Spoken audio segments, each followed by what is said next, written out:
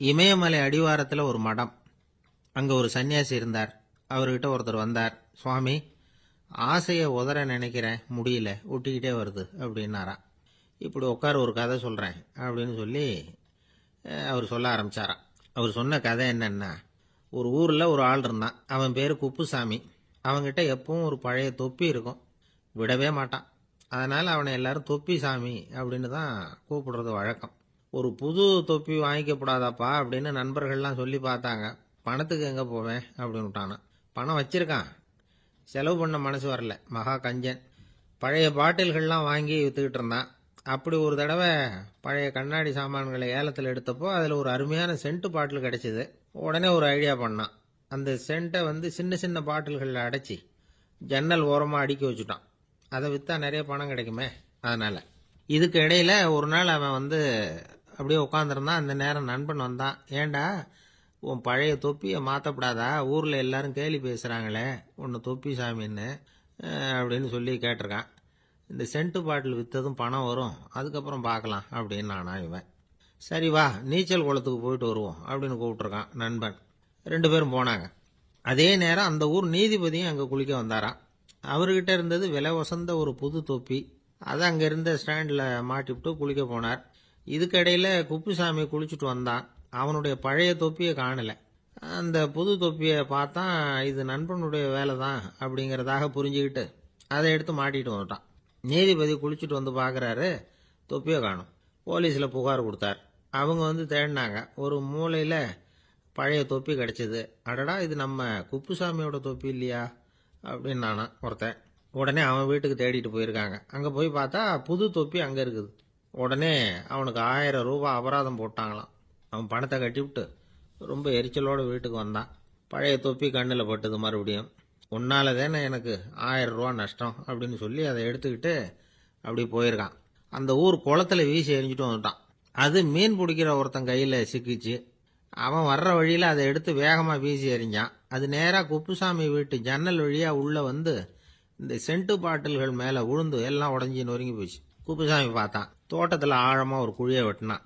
அந்த தொப்பியை போட்டான், மூடிவிட்டான். இதை அடுத்த வீட்டுக்காரன் பார்த்தான். ஏதோ புதையல் தான் வச்சிருக்கான் போல இருக்குன்னு நினச்சான். போலீஸில் போய் புகார் கொடுத்துட்டான்.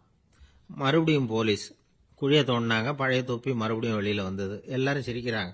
அன்னைக்கு ராத்திரியே அந்த தொப்பியை எடுத்துக்கிட்டு நேராக புறப்பட்டான். ஒரு கல்லில் அதை சேர்த்து கட்டி குடிநீர் தொட்டி இருக்கும்ல, அதில் போட்டுட்டு வந்துட்டான். இனிமேல் என்ன பண்ணும் பார்ப்போன்னு.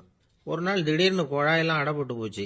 மாநகராட்சி அலுவலர்கள் என்னன்னு பார்த்தா அந்த பழைய தொப்பி குழாயை அடைச்சிக்கிட்டு இருக்குது. இது குப்புசாமியோட தொப்பிங்கிறது தான் எல்லாருக்கும் தெரியுமே. உடனே குடிநீரை பாழாக்கணத்துக்காக குப்புசாமிக்கு கோர்ட்டு 2500 ரூபாய் அபராதம் போட்டுவிட்டுது. அதையும் கட்டிவிட்டு வெளில வந்தான். கடைசியாக முடிவு பண்ணான். ஒரு நெருப்பு குச்சியை கிழிச்சான். தொப்பியை கொளுத்தினான். எரிஞ்சது. எடுத்து வெளில எரிஞ்சான். கொஞ்ச நேரத்தில் தீ அணைப்பு படம் வந்துட்டுது. ஆமாம், இவன் எடுத்து எரிஞ்சது வெளியில் விழுந்து வீட்டு கூரையே பற்றிக்கிட்டு எரிய ஆரம்பிச்சுட்டுது. அவனோட பணத்தாசையும் அதோட சேர்ந்து எரிஞ்சு போச்சான். இப்படி ஒரு கதை. இந்த கதையை சொல்லி முடிச்சார் அந்த இமயமலை அடிவாரத்தில் இருந்த சன்னியாசி. இப்போ அந்த குப்புசாமி எங்கே இருக்கிறான்னு கேட்டார் எதிரில் இருந்தவர். இதோ உன் எதிரிலே இருக்கிறான், நான் தான் அந்த குப்புசாமி அப்படின்னாரான் அந்த சன்னியாசி. அந்த குப்புசாமி கிட்ட இருந்தது மாதிரி ஒரு பழைய தொப்பி நம்ம ஒவ்வொருத்தர்கிட்டையும் உண்டு. அதை எப்படி தொலைக்கிறதுன்னு தெரியாமல் தடுமாறிக்கிட்டு இருக்கிறோம். அது என்ன தொப்பிங்கிறீங்களா? அதுதான் நம்மை சூழ்ந்திருக்கிற மாயை அப்படிங்கிறார் சுவாமி சின்மயானந்தர். மெய்ஞானம் கிடைக்கிறப்போ மாயை எரிஞ்சு போகும் அப்படிங்கிறது அவருடைய கருத்து. நம்மால் ஒருத்தர் வேகமாக ஓடி வந்தார். காலில் மாட்டியிருந்த பழைய செருப்பு 2ஐயும் ஆவேசமாக தூக்கி ஒரு கிணத்துல போட்டுட்டு வெறுங்காலோட நடந்து வந்துகிட்டு இருக்கிறார். ஏன் அப்படி பண்ணீங்க அப்படின்னு கேட்டோம். அந்த செருப்புக்கு சொந்தக்காரன் பின்னாடி வந்துகிட்டு இருக்கிறான், அதனால அப்படி பண்ணேன் அப்படிங்கிறார் இவர். ஏங்க எங்கே போயிட்டு வரீங்க அப்படின்னு கேட்டேன். எனக்கு வேண்டப்பட்ட ஒருத்தரை பார்த்து. ஆஸ்பத்திரிக்குன்னார். எந்த ஆஸ்பத்திரிக்குன்ன? மாட்டு ஆஸ்பத்திரிக்குன்னார். என்ன விஷயம்னு? மாமனாருக்கு உடம்பு சரியில்லை, அதுதான் மாட்டு ஆஸ்பத்திரிக்கு போயிட்டு வரேன்னார். அட பாவி, அதுக்கு அந்த ஆஸ்பத்திரிக்கா போவாங்க அப்படின்னு ஆச்சரியமா. அட அது இல்லைப்பா, முதல்ல எங்கள் குடும்ப டாக்டர் தான் தேடிக்கிட்டு போனேன். அவர் அந்த நேரத்தில் அவர் வளர்க்குற நாய்க்குட்டிக்கு உடம்பு சரியில்லைன்னு சொல்லி அதை தூக்கிக்கிட்டு மாட்டு ஆஸ்பத்திரிக்கு போயிட்டாராம் சொன்னாங்க. அதனால் அங்கே போய் அவரை சந்தித்து விஷயத்தை சொல்லிவிட்டு வர்றேன்னார். அப்புறம் தான் எனக்கு கொஞ்சம் நிம்மதியாக இருந்தது. பொதுவாக நமக்கு தெரிஞ்ச வரையில் டாக்டர்கள் 2 வகை. நமக்கு வைத்தியம் பண்ணுற டாக்டர்கள் ஒரு வகை, நம்மக்கிட்ட இருக்கிற ஆடு மாடு கோழிக்கு வைத்தியம் பண்ணுற டாக்டர்கள் ஒரு வகை. இப்போ தான் எனக்கு தெரியும் இன்னொரு வகையான டாக்டர்களும் உண்டுங்கிறது. அது யாருன்னா பூச்சிகளுக்கு வைத்தியம் பண்ணுற டாக்டர்கள், அதாவது பூச்சி டாக்டர்கள். வெளிநாடுகளில் அப்படிலாம் கூட சில பேர் இருக்கிறாங்க.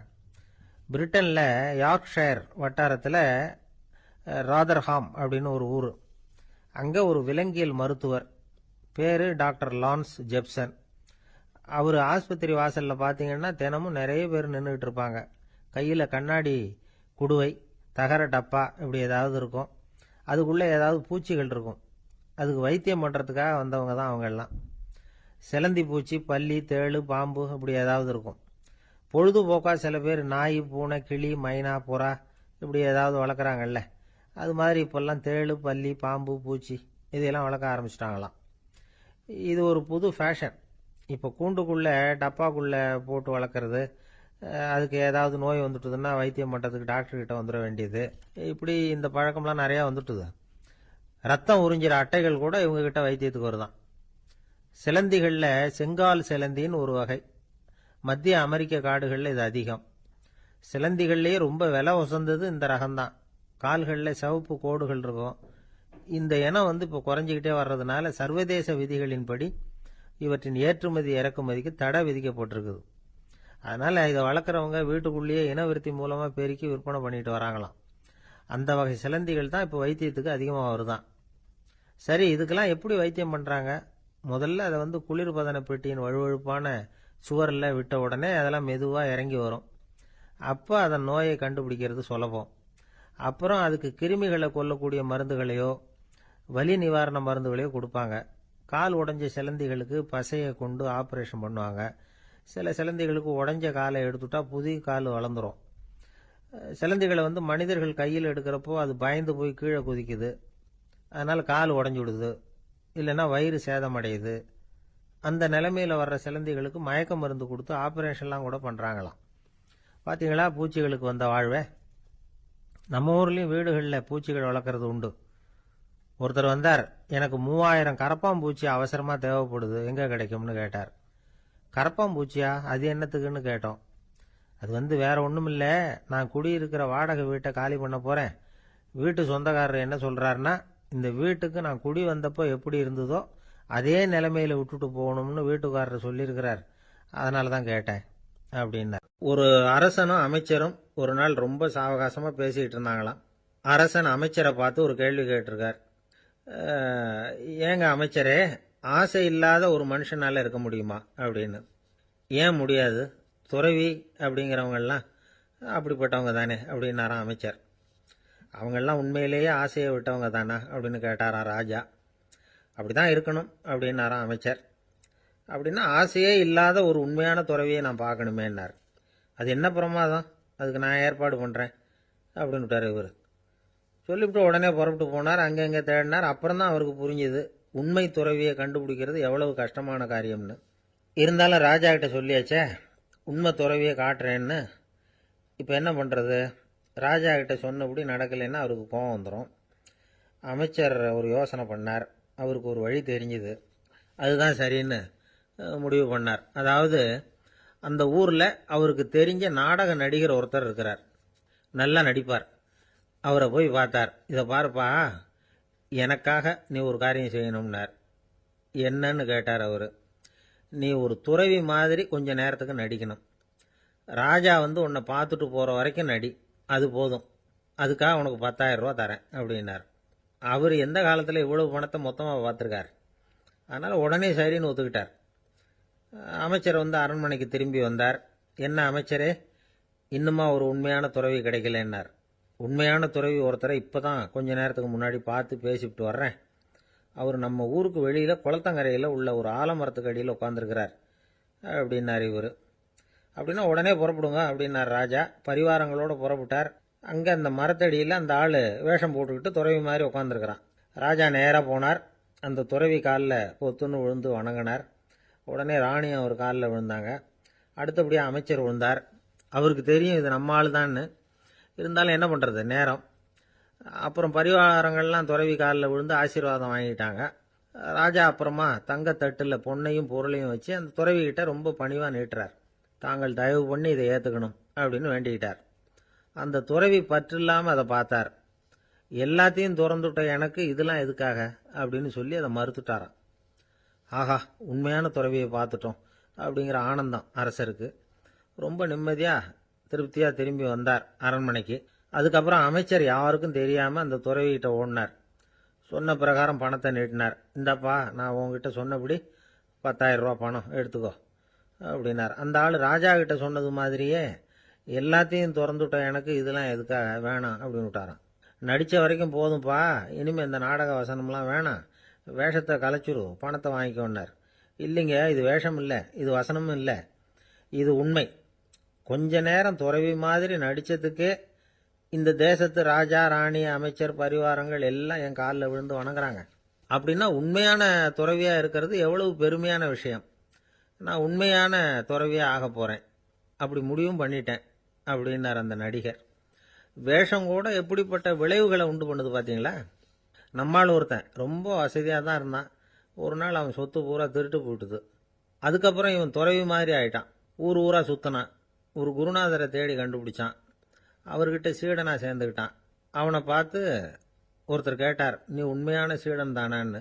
இல்லைங்க, சீடன் மாதிரி நடிச்சுக்கிட்டு இருக்கிறேன் அப்படின்னா. அது குரு துரோகம் இல்லையா அப்படின்னு கேட்டார் அவர். இல்லைங்க, நான் பண்ணது குரு துரோகம் இல்லை, என் குரு பண்ணது தான் துரோகம். என்னுடைய பணத்தை கொள்ளையடிச்சது இவர் தான். அதை எங்கே வச்சிருக்காருன்னு கண்டுபிடிக்கிறதுக்காக தான் இவர்கிட்ட வந்து சீடனாக சேர்ந்துருக்கிறேன் அப்படின்னா. இன்றைக்கு பல பேர் வந்து உயில் எழுதி வைக்கிறாங்கல்ல. இந்த உயில்னா என்ன? அதாவது ஒரு நபர் தனக்கு பின்னாடி தன்னுடைய சொத்துக்கள் யாருக்கு போய் சேரணும்னு நினைக்கிறாரோ அந்த நினைப்பை சட்டப்படி உறுதிப்படுத்துறது தான் உயில். சரி, உயிலை வந்து யார் எழுதலாம்? 18 வயசு பூர்த்தியான யாரும் உயில் மூலமாக சொத்துக்களை விநியோகிக்கலாம். கண் பார்வை இல்லாதவங்க, காது கேளாதவங்க, வாய் பேச முடியாதவங்க, இவங்கெல்லாம் கூட உயில் எழுதி வைக்கலாம். புத்தி சுவாதீனம் இல்லாதவங்க கூட சில சமயம் புத்தி தெளிவாக இருந்தால் உயில் எழுதலாமா. குடிபோதையில் இருக்கிறவங்க, தாங்கள் என்ன செய்கிறோங்கிறது தெளிவாக அறிய முடியாதவங்க, நோய் நொடியில் இருக்கிறவங்க, இவங்கெல்லாம் உயில் எழுத முடியாது. ஒருத்தரை நிர்பந்தப்படுத்தி ஏமாத்தி அல்லது சுய நினைவில்லாத ஒருத்தர்கிட்ட எழுதி வாங்கி வைக்கிற உயில் வந்து செல்லாது. உயிலை வந்து இந்த முறையில தான், இந்த படிவத்தில் தான் எழுதணும்னு சட்டத்தில் விதி எதுவும் கிடையாது. இதுக்கு முத்திரை கட்டணமும் கிடையாது. உயிலை வந்து வெற்று காகிதத்தில் எழுதலாம். அச்சடிக்கணும், டைப் அடிக்கணுங்கிற அவசியம் கூட இல்லை. கையாலேயே கூட எழுதலாம். எழுதி இருக்கிறது புரியணும், அவ்வளவுதான். குறைந்தபட்சம் 2 சாட்சிகளை வச்சுக்கிட்டு உயில் எழுதுறவர் அதில் கையெழுத்து போடணும். கையெழுத்து போட தெரியாதுன்னா இடது கை பெருவிரல் ரேகை வைக்கலாம். உயில் சாசனத்துக்கு சாட்சிகள் கையெழுத்து இல்லைன்னாலும் அது செல்லாது. அப்புறம் பிரிவிலேஜ்டு வில் அப்படின்னு இருக்கு. அதுக்கு மட்டும் சாட்சிகள் தேவையில்லை. அது என்னன்னா, இந்த விமானப்படை, கப்பல் படை அல்லது யுத்தத்தில் பணிபுரியும் நபர்கள் அவங்கெல்லாம் இருக்கிறாங்க இல்லையா, அப்படிப்பட்டவங்க எழுதுகிற உயில் அது. அதுக்கு சில விசேஷ சலுகைகள் உண்டு.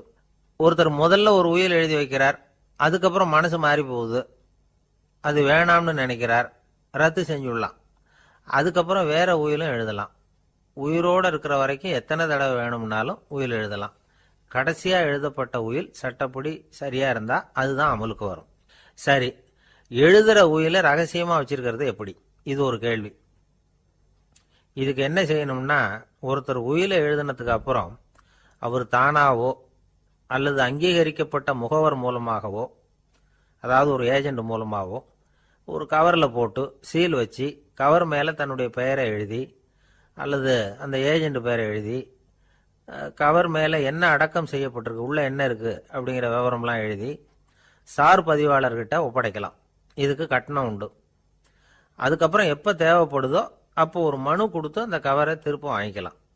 இப்போ எழுதுகிற உயில இவ்வளவு நாளுக்குள்ள பதிவு செய்யணுங்கிற கால வரையறை உண்டா அப்படின்னு ஒரு கேள்வி வரலாம் இல்லையா? எப்போ வேணும்னாலும் பதிவு செய்யலாம். நம்மால் ஒருத்தர் ஒரு நாள் ரொம்ப அவசரமாக வந்தார். இந்த உயில் எழுதுறது சம்பந்தமாக பூரா விவரமாக எனக்கு உடனே தெரியணும்னார். நான் உடனே அவரை வக்கீல் ஒருத்தர்கிட்ட அழைச்சிட்டு போனேன். இவர் அவர்கிட்ட எல்லா விவரமும் கேட்டு தெரிஞ்சுக்கிட்டார். ரொம்ப தேங்க்ஸ்ன்னு சொல்லிவிட்டு 2 பேரும் வெளியில் வந்தோம். அதுக்கப்புறம் இவர்கிட்ட கேட்டேன், ஆமாம் இவ்வளவு விவரமாக கேட்குறீங்களே, உங்களுக்கு எத்தனை பிள்ளைங்க சார் அப்படின்னு கேட்டேன். 6 பேர் சார் அப்படின்னார். சரி, இருக்கிற சொத்து எவ்வளவுன்னு கேட்டேன். அதை இனிமே தான் சம்பாதிக்க போறேன் அப்படின்னார். எதிர்காலத்தை நினைச்சா எனக்கு ரொம்ப பயமா இருக்கு சார் அப்படின்னு சொல்றவங்க நிறைய பேர் இருக்கிறாங்க. அதாவது பயப்படாத மனிதர்கள்னு யாருமே கிடையாது. ஒவ்வொருத்தருக்கும் ஒவ்வொரு விதமான பயம் இருந்தாலும் ஒட்டுமொத்தமா பாக்குறப்போ மனிதனுக்கு 6 விதமான பய உணர்வுகள் வரலாம் அப்படின்னு பெரியவங்க சொல்றாங்க. எல்லா விதமான பயமும் இந்த 6 வகைக்குள்ள அடக்கம். அந்த 6 வகை பயமும் 6 எதிரிகள் மாதிரியாம். 6 எதிரிகளையும் புரிஞ்சுக்கிட்டோம்னா போதும், வாழ்க்கையில சுலபமா வெற்றி அடைய முடியும். சரி, அந்த 6 வகை பயம் என்னென்ன அப்படின்னு பார்ப்போம். முதல்ல வறுமை பற்றிய பயம், 2வது பழிச்சொல் பற்றிய பயம், 3வது உடல் நலம் பாதிப்பு பற்றிய பயம், 4வது என்னன்னா காதல் தோல்வி, 5வது முதுமை, 6வது மரணம். அதாவது பயப்படுறதுங்கிறது ஒரு மனநிலை தான். இந்த மனநிலையை கட்டுப்படுத்த முடியும், திசை திருப்ப முடியும். சரி, இந்த பயங்களின் அறிகுறிகள் எப்படி இருக்கும்? வறுமை பற்றிய பயம் அப்படின்னு முதல்ல சொன்னோம் இல்லையா, அந்த பயத்தின் அறிகுறிகளை தெரிஞ்சுக்குவோம். எதுலேயும் அக்கறை இல்லாமல் இருக்கிறது, ஒரு குறிக்கோள் இல்லாமல் இருக்கிறது, வறுமையை சகிச்சுக்கிறது, வாழ்க்கையில் கிடைக்கிறது எதுவாக இருந்தாலும் ஆட்சேபனை இல்லாமல் ஏற்றுக்கிறது, மனசாலும் உடம்பாலும் சோர்ந்து போயிருக்கிறது, ஆர்வம், முனைப்பு, கற்பனை திறன் எதுவுமே இல்லாமல் இருக்கிறது. இதெல்லாம் தான் அந்த வறுமை பற்றிய பயத்தின் அறிகுறிகள். அந்த அடுத்தது ஒன்று பார்த்தோமே, பழிச்சொல் பற்றிய பயம். அதாவது அடுத்தவங்க நம்மளை குறை சொல்லி விடுவாங்களோ அப்படிங்கிற பயம். இதுக்கு அறிகுறி என்ன தெரியுமா? புதியவர்களை சந்திக்கிறதுக்கு பயப்படுறது, முடிவு எடுக்க முடியாமல் குழம்புறது, பிரச்சனைகளை தவிர்க்க விரும்புறது, தாழ்வு மனப்பான்மை, வரவுக்கு மீறி செலவு செஞ்சு இமேஜை உயர்த்திக்கிறது, குறிக்கோள் இல்லாத வாழ்க்கை, இதெல்லாம் தான் அதுக்கு அறிகுறிகள். 3வது பயம் உடல் நலம் பாதிப்பு பற்றிய பயம், அதாவது நோய் பற்றிய பயம். ஒரு உண்மை என்ன தெரியுமா? டாக்டரை சந்திக்கிற மனிதர்களில் 75% பேர் தங்களுக்கு நோய் வந்துட்டுதுங்கிற கற்பனையில் இருக்கிறவங்களாம். நிஜமாவே நோய் கிடையாது அவங்களுக்கு. இந்த பயத்தின் அறிகுறிகள் என்னன்னா, வியாதிக்கான அறிகுறிகள் தன்னிடம் இருக்கிறதாக நினச்சிக்கிறது, எந்த நேரமும் வியாதியை பற்றியே பேசி பேசி மனசை அங்கேயே வச்சிருக்கிறது, நோய் சம்பந்தமான செய்திகளை படித்து நமக்கு இப்படி ஆயிடுமோ அப்படின்னு வேதனைப்படுறது, இதெல்லாம் தான் அதுக்கு அறிகுறிகள். 4வது பயம் காதல் தோல்வி. இது ரொம்ப வேதனை, உடம்பையும் மனசையும் சீரழிச்சு விடும். ஆண்களை விட பெண்கள் தான் இந்த பய உணர்வில் அதிகமாக பாதிக்கப்படுறாங்க. 5வது முதுமை பற்றிய பயம். 6வது மரண பயம், வயசான காலத்தில் எப்படி சமாளிக்கிறது அப்படிங்கிற பயம். ஆக இதையெல்லாம் நாம் புரிஞ்சிக்க வேண்டியது ரொம்ப அவசியம். இந்த 6 வகை பயங்களை சரியாக புரிஞ்சுக்கிட்டு நாம் நடந்துக்கணும். வாழ்க்கையின் முன்னேற்றத்துக்கு இந்த பயங்கள் முட்டுக்கட்டே ஆகிடக்கூடாது. உழைச்சி பணம் சேர்க்கணும், உற்சாகமாக மனசை வச்சுக்கணும். மனசை கட்டுப்படுத்துகிற மார்க்கம் தெரிஞ்சுக்கிட்டா போதும், எல்லாம் சரியாக வந்துடும். நம்ம ஆள் ஒருத்தன் சொன்னான், சார் எனக்கு வறுமை பற்றிய பயம்தான் இருந்தது, ஒரே ராத்திரியில் 30,000 ரூபா தயார் பண்ணிவிட்டேன், இப்போ எனக்கு இன்னொரு பயம் வந்துட்டுதுன்னா. என்ன பயம்னு கேட்டாங்க. போலீஸு கண்டுபிடிச்சிருமோங்கிற பயம்னா. இது இந்த பயத்தில் அடங்காது. அதனால் அஞ்சி அஞ்சி சாவார், அஞ்சாத பொருள் இல்லை அப்படின்னு பாரதி சொன்னார் இல்லையா, அது மாதிரி பயத்தை புரிந்து கொண்டு அதற்கு தகுந்த மாதிரி நம்முடைய வாழ்க்கையை அமைத்து கொள்ள வேண்டும். அப்படி அமைத்துக் கொள்ளுகிறவர்களுக்கு வெற்றி நிச்சயம். ஒரு வயசான பாட்டியும் தாத்தாவும் ஒரு பூங்காவில் உட்காந்து பேசிக்கிட்டு இருக்கிறாங்க. அவங்களுக்கு கல்யாணம் ஆகி 53 வருஷம் ஆச்சு. பிள்ளைங்கள்லாம் படித்து பெரிய பெரிய வேலையில் இருக்கிறாங்க. பேரன் பேத்திகளும் நல்ல நிலைமையில் இருக்கிறாங்க. இந்த தாத்தாவும் பாட்டியும் சிரித்து பேசிக்கிட்டு இருந்ததை ஒரு பெரியவர் பார்த்தார். அவருக்கு ஆச்சரியமாக இருந்தது. இந்த வயசுலேயும் இவ்வளவு அந்யோன்யமாக இவங்க பேசிக்கிட்டு இருக்கிறாங்களே அப்படின்னு நினச்சார். சரி, நேரிலேயே கேட்டுருவோமே அப்படின்னு நினச்சிக்கிட்டு கிட்ட போனார். உங்கள் மன வாழ்க்கையின் வெற்றிக்கான ரகசியம் என்ன அப்படின்னு கேட்டார். இதை கேட்டதும் அந்த தாத்தா சிரிச்சுக்கிட்டே பாட்டியை பார்த்தாராம். அதுக்கப்புறம் சொன்னாராம், நான் இந்த அம்மாவை கல்யாணம் பண்ணிக்கிட்டதுக்கும் எங்களுடைய இல்வாழ்க்கை இவ்வளவு நாளாக பலம் குறையாமல் மகிழ்ச்சியாக இருக்கிறதுக்கும் காரணம் ஒன்று தான். அது என்ன காரணம்னா, எங்களுக்கு இடையில பொதுவாக நிறைய குறைகள் உண்டு, அதுதான் காரணம் அப்படின்னாராம். அவர் சொல்கிறது சரிதான் அப்படிங்கிறது மாதிரியே அந்த பாட்டியும் அவரை நிமிர்ந்து பார்த்தாங்களாம். இந்த பெரியவர் மறுபடியும் அந்த பாட்டியை பார்த்து அதே கேள்வியை கேட்டிருக்கார். உங்களுடைய நீண்டகால மன வாழ்க்கைக்கு கிடைச்ச வெற்றி எதனாலேன்னு சொல்ல முடியுமா அப்படின்னு கேட்டாராம். அவங்களும் சிரிச்சுக்கிட்டே பதில் சொன்னாங்களாம். என்ன பதில் தெரியுமா? சில பேரை நாம் குறிப்பிட்ட பண்புகளுக்காக நேசிக்கிறோம், வேற சிலரை நாம் அந்த பண்புகள் இல்லாத குறைகளுக்காகவே விரும்பி பழகிறோம் இல்லையா அப்படின்னு கேட்டுவிட்டு தலையை குனிஞ்சுக்கிட்டாங்களாம் அந்த பாட்டியம்மா. அவங்க அப்படி சொன்னதை கேட்டதும் இவருக்கு புதுசாக ஞானம் பிறந்தது மாதிரி இருந்துதான். இதுதான் மனம் நிறைந்த மன வாழ்க்கை அப்படிங்கிறார் சுவாமி சின்மயானந்தர். பண்புகளை எப்படி நேசிக்க முடியுதோ அதே மாதிரி பண்புகள் இல்லாத குறைகளையும் நேசிக்க முடியும். மனசு தான் காரணம். ஒரு மேல்நாட்டு தம்பதி, அவங்களும் தாத்தா பாட்டி தான். அவங்க 2 பேரும் ஒரு பூங்காவில் உட்காந்து சிரித்து பேசிகிட்டு இருக்கிறாங்க. அதை ஒருத்தர் பார்த்தார். அவருக்கு ஆச்சரியம், இவ்வளவு காலம் ஆகி இந்த வயசுலேயும் இப்படி அன்பாக பேசிகிட்டு இருக்கிறாங்களே அப்படிங்கிற ஆச்சரியம். கிட்ட நெருங்கி போனார். கேட்டார், ஏன் தாத்தா உங்களுக்கு கல்யாணம் ஆகி எவ்வளோ வருஷம் ஆச்சுன்னார். 55 வருஷம் ஆச்சுன்னாராம் அவர். இன்னமும் இவ்வளவு சந்தோஷமாக இருக்கிறீங்களே, அதுக்கு என்ன காரணம்னு கேட்டிருக்கார். அதுக்கு என்ன காரணம்னா, இது வரைக்கும் எங்களுக்குள்ள சண்டையே வந்ததில்லை அப்படின்னாராம். அது எப்படி முடியும்னு கேட்டிருக்கார் இவர் ஆச்சரியமா.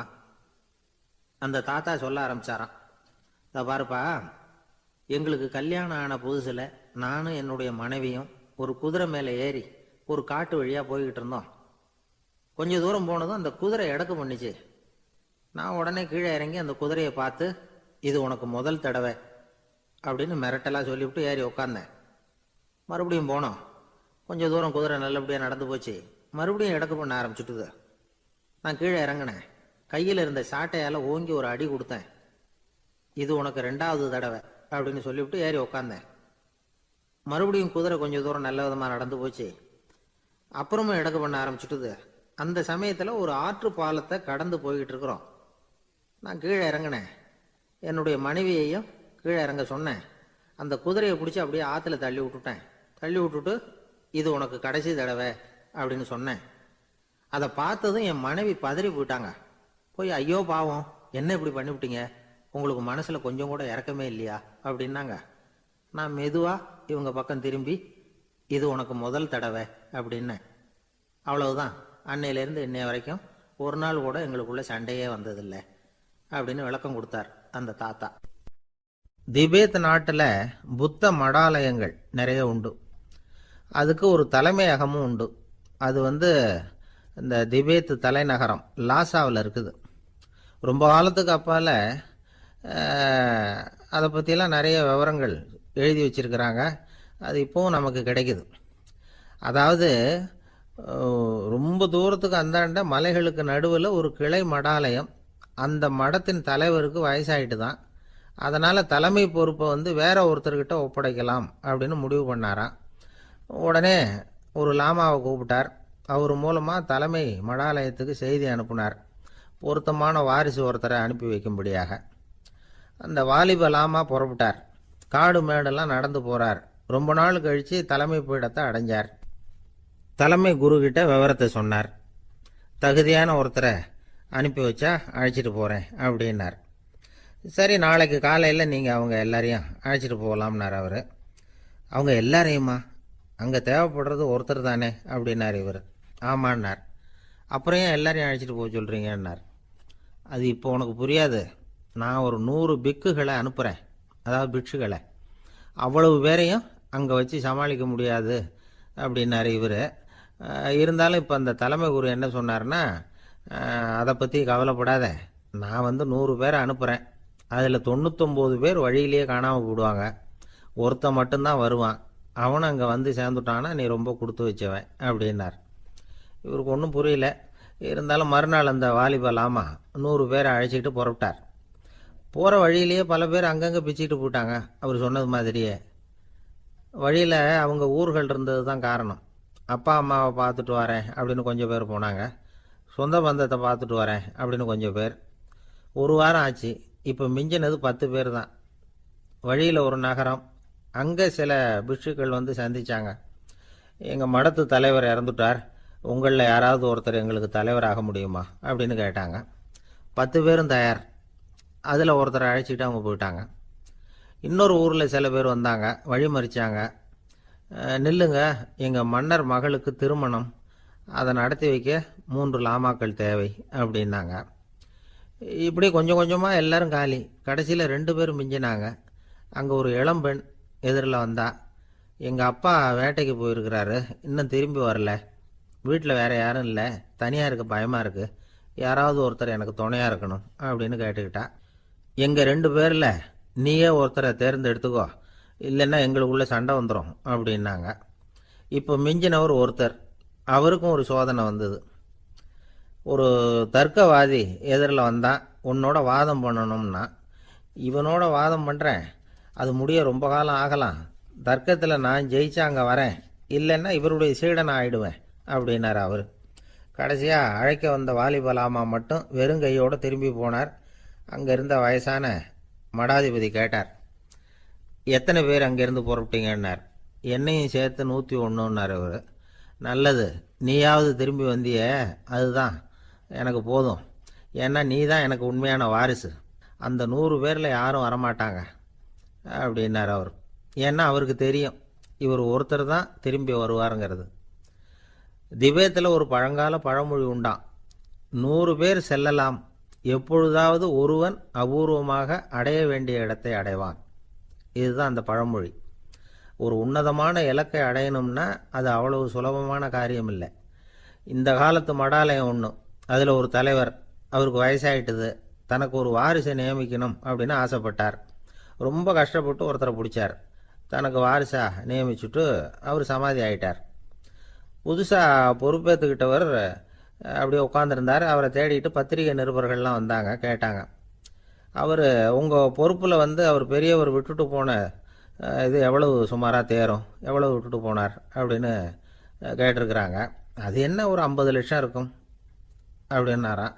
அவ்வளவும் பணமா அப்படின்னு கேட்டிருக்காங்க. இல்லைங்க, கடன் அப்படின்னாராம் இவர். நாட்டில் நல்லவங்க ஒருத்தர் 2 பேர் இருக்கிறதுனால தாங்க மழையே பெய்யுது அப்படின்னு சொல்றது உண்டு. நல்லார் ஒருவர் உளரேல் அவர் பொருட்டு எல்லாருக்கும் பெய்யும் மழை.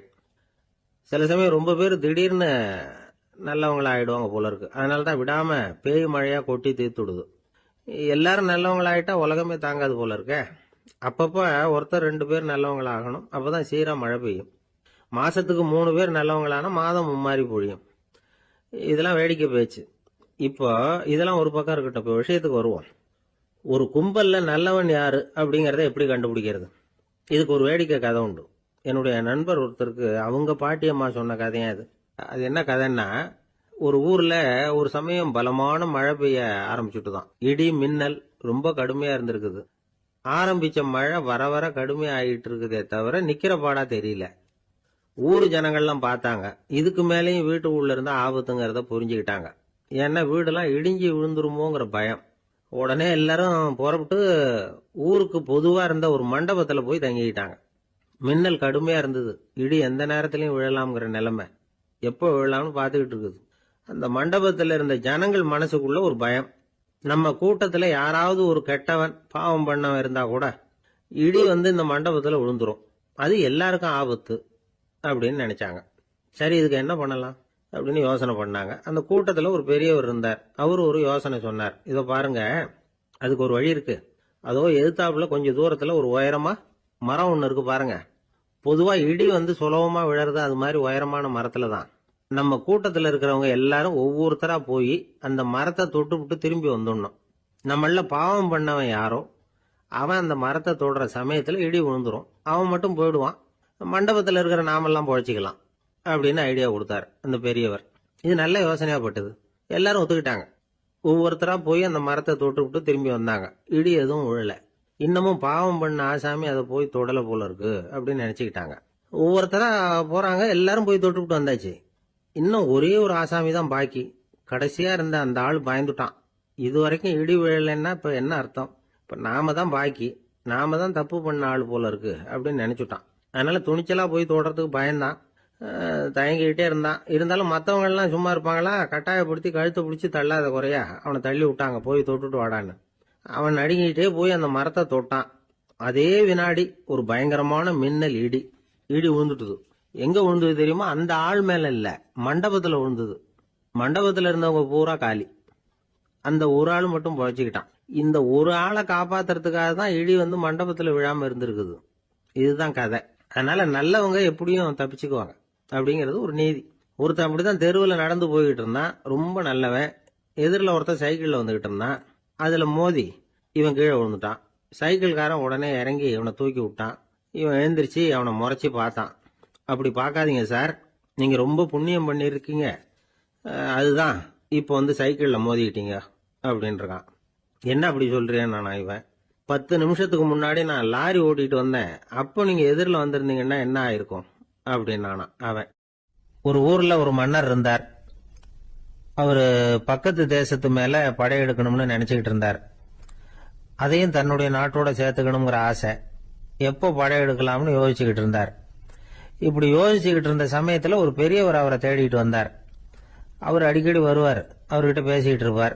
இப்போவும் அப்படித்தான் வந்தார். என்ன மன்னா யோசனைன்னாரு. இவர் தன்னுடைய யோசனையை சொன்னார். இந்த சமயத்தில் மன்னருக்கு தாகம் எடுத்தது, தண்ணி குடிக்கணும் போல இருந்தது. உடனே அங்கே இருந்த ஒரு அரண்மனை பணியாளரை கூப்பிட்டார். போய் கொஞ்சம் தண்ணி கொண்டு வாப்பா அப்படின்னார். அந்த பணியாளர் போனார், ஒரு கோலையில் தண்ணி கொண்டு வந்தார். ராஜா கிட்ட நீட்டினார். ராஜா அதை வாங்கி குடிக்கிறதுக்காக வாய்கிட்ட கொண்டுட்டு போனார். அந்த நேரம் பார்த்து மன்னா கொஞ்சம் பொறுங்கன்னார் இந்த பெரியவர். ஆவலோட குடிக்க போன மன்னர் அப்படியே நிறுத்திக்கிட்டு பெரியவரை பார்த்தார். இப்ப அந்த பெரியவர் சொன்னார், மன்னா, இப்போ உங்களை விட வலிமை உள்ள ஒரு சக்தி உங்களுக்கு தண்ணி கொடுக்க மறுத்துடுதுன்னு வைங்க, உங்களை குடிக்க விடாம தடுத்துடுது அப்படின்னா, இப்ப இந்த ஒரு கோவள தண்ணீரை வந்து என்ன விலை கொடுத்து வாங்குவீங்க அப்படின்னு கேட்டார். இப்போ எனக்கு இருக்கிற தாகத்துக்கு என்னுடைய அரசாங்கத்துல பாதியையாவது கொடுத்து இந்த தண்ணியை வாங்கறதுக்கு தயங்க மாட்டேன்னார் அவர். சரி, இப்ப அந்த தண்ணியை குடிங்கன்னார் பெரியவர். மன்னர் ஆவலோட அந்த தண்ணியை குடிச்சு முடிச்சார். அதுக்கப்புறம் கொஞ்ச நேரம் தன்னுடைய படையெடுப்பை பத்தி சொல்லிட்டு இருந்தார். கொஞ்ச நேரம் கழிச்சு மறுபடியும் இந்த பெரியவர் கேட்டார், மன்னா, இப்போ நீங்க ஒரு கோவள தண்ணீரை வந்து குடிச்சு முடிச்சுட்டீங்க. இப்ப அந்த தண்ணீர் உங்க உடம்ப விட்டு வெளியில வரக்கூடிய பாதை அடப்பட்டு போச்சு அப்படின்னு வச்சுங்க, அதை வெளியேற்றுவதற்காக நீங்க எவ்வளவு செலவழிப்பீங்க அப்படின்னு கேட்டார். மன்னர் யோசனை பண்ணார். அப்படி ஒரு நிலைமை ஏற்பட்டு போச்சுன்னா என்னுடைய அரசாங்கம் பூராவையும் அதுக்கு ஈடா தர்றதுக்கு கூட தயங்க மாட்டேன்னார். இப்ப அந்த பெரியவர் சொன்னார், எந்த அரசாங்கத்தின் மதிப்பு ஒரு கோவள தண்ணீர் அளவுக்கு கூட இல்லையோ அந்த அரசாங்கத்தை அடையணுங்கிற பேராசையில மனிதர்கள் தங்களுடைய சகோதரர்கள் கூடவே சண்டை போட்டுக்கிறாங்களே, அதுல ஏதாவது அர்த்தம் இருக்குதா அப்படின்னாராம். மன்னருக்கு இப்பதான் அர்த்தம் புரிஞ்சுதான். மனசுல தெளிவு உண்டாச்சு. தன் மனசுக்குள்ள உண்டான வெறிய விரட்டி அடிச்சு விட்டார். அதுக்கப்புறம் நிம்மதியா ஆட்சி புரிஞ்சார். இப்படி ஒரு கதை. உயிருக்கு என்ன விலை கொஞ்சம் யோசனை பண்ணி பாருங்க. ஆனா அது இப்ப எவ்வளவு மலிவா போயிட்டுது, அதையும் யோசனை பண்ணி பாருங்களேன். ஆசை வந்து பேராசையா மாறுது, அப்புறம் அது வெறியா ஆகுது, அதுக்கப்புறம் பைத்தியம் முடியுது. இந்த காலத்து மனிதர்களுக்கு 2 விதமான பைத்தியம் பிடிச்சிருக்கிறதாக ஒரு பெரியவர் சொல்றார். ஒன்னு பணம், இன்னொன்னு அதிகாரம். இதெல்லாம் எவ்வளவு காலத்துக்கு நீடிக்கும்? ஒரு சர்வாதிகார நாட்டுல 3 பேர் ஜெயில இருட்டு அறையில பேசிக்கிட்டு இருக்கிறாங்க. நீ எப்படி இந்த ஜெயிலுக்கு வந்த அப்படின்னு ஒருத்தர் கேட்டாராம். இந்த நாட்டு ராஜாவை ஆதரிச்சு நான் பிரச்சாரம் பண்ணினேன், அதனால கூட்டத்துல தகராறு வந்துட்டுது, கலவரமா போச்சு, அதுக்கு நான் தான் காரணம்னு அரெஸ்ட் பண்ணி இங்க கொண்டாந்து போட்டாங்க அப்படின்னாராம் அவரு. சரி, நீ எப்படி இங்க வந்த அப்படின்னு இன்னொருத்தரை பார்த்து கேட்டிருக்கார். நான் இந்த நாட்டு ராஜாவை எதிர்த்து பிரச்சாரம் பண்ணேன், அதனால கலவரம், அரெஸ்ட் பண்ணி கொண்டாந்து போட்டாங்கன்னார். சரிப்பா, நீ எப்படி அங்க வந்த அப்படின்னு 3வது ஆளை பார்த்து இவங்க கேட்டாங்களாம். இதுக்கு அந்த ஆள் மெதுவா வெளிச்சத்துக்கு வந்து, நான் தான் இந்த நாட்டு ராஜா அப்படின்னா. ஒரு ஊர்ல ஒருத்தர் இருந்தார், ரொம்ப நல்லவர். யாருக்காவது ஏதாவது கொடுத்துக்கிட்டே இருப்பார், கொடையாளி. தினமும் யாராவது ஒருத்தருக்கு ஏதாவது கொடுக்கலன்னா அவருக்கு தூக்கம் வராது, அப்படி ஒரு பழக்கம். அது மட்டும் இல்ல, அவர் கொடுக்கறது அடுத்தவங்களுக்கு தெரியாது, அவ்வளவு ரகசியமா அதை கொடுப்பார். வலது கை கொடுக்கறது இடது கைக்கு தெரியக்கூடாதுன்னு சொல்லுவாங்கல்ல, அது மாதிரி அவர். ஒரு நாள் ராத்திரி அவர் ஏற்கனவே தயாரா கட்டி வச்சிருந்த பணம் முடிச்ச கையில் எடுத்துக்கிட்டு வீட்டை விட்டு வெளியில வந்தார். தெருவில் இறங்கி நடந்தார். இன்னைக்கு யாருக்கு தர்மம் செய்யறது அப்படின்னு யோசனை பண்ணிட்டு இருட்டில் நடந்து வந்துகிட்டு இருக்கிறார். யாரோ ஒருத்தர் எதிரில் வர்றது மாதிரி தெரிஞ்சுது. உடனே அவர் கிட்ட போனார். தன்கிட்ட இருந்த பணம் முடிச்ச அவசரமா அவர் கையில திணிச்சுட்டு திரும்பி வந்துட்டார். அப்பாடா, ஒரு வழியா யாருக்கும் தெரியாம இன்னைக்கு தர்மம் பண்ணியாச்சு அப்படிங்கிற மகிழ்ச்சி, மன நிறைவு அவர் முகத்துல. நிம்மதியா தூங்கினார். அப்புறம் எழுந்திரிச்சார். மறுநாள் காலையில ஊரு பூரா ஒரே பேச்சு. என்ன பேச்சுன்னா, நேத்து ராத்திரி ஒரு திருடன் கையில யாரோ பணத்தை கொடுத்துட்டு போயிருக்கிறாங்க அப்படின்னு எல்லாரும் பேசிக்கிட்டு இருக்கிறாங்க. இதை கேள்விப்பட்டதும் அந்த பெரியவருக்கு ரொம்ப வருத்தமா போச்சு. அடடா, போயும் போயும் ஒரு திருடனுக்கா உதவி பண்ணியிருக்கிறோம், பிரயோஜனம் இல்லாமல் போயிட்டுதே அப்படின்னு நினச்சார். சரி, இன்னைக்கும் யாருக்காவது உதவி பண்ணணும் அப்படின்னு முடிவு பண்ணினார். ராத்திரி நேரம் வந்தது. இவர் வழக்கம் போல் தெருவில் இறங்கி நடந்தார். கையில் பணம் முடிச்சு. எதிரில் ஒரு பொன் உருவம் மங்கலா தெரிஞ்சது. இவர் உடனே அந்த பெண்கிட்ட பணத்தை கொடுத்துட்டு திருப்தியாக திரும்பி வந்துட்டார். மறுநாள் காலையில் ஊர் பூரா என்ன பேசிக்கிட்டாங்க தெரியுமா? நேற்று ராத்திரி நெறி தவறி நடக்கிற ஒரு பெண்ணின் கையில் யாரோ வச்சுட்டு போயிருக்கிறாங்க அப்படின்னு எல்லாரும் பேசிக்கிறாங்க. அடடா, இன்னைக்கும் தவறுதலாக நடந்து போச்சு அப்படின்னு ஒரு வருத்தப்பட்டார். இருக்கட்டும், இன்னைக்கும் ஏதாவது தர்மம் பண்ணுவோம் அப்படின்னு நினச்சிக்கிட்டாரு. 3வது நாள் ராத்திரியும் புறப்பட்டார். இப்பவும் எதிரில் ஒருத்தர் வந்தார். இவர் பணத்தை கொடுத்தார், திரும்பி வந்துட்டார்.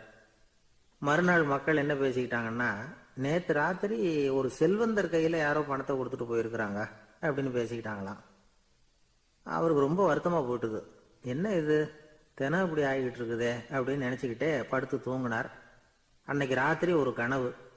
அந்த கனவுல இறைவன் வந்து சொன்னாராம், இதோ பாருப்பா, நீ கொடுத்த தர்மம் வீணா போயிடல.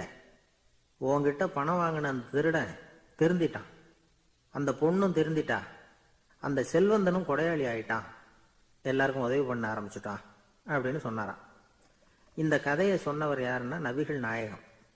இதில் உள்ள கருத்து என்னன்னா, நல்ல மனசோட தர்மம் பண்ணுனா அது வீணா போறதில்லை.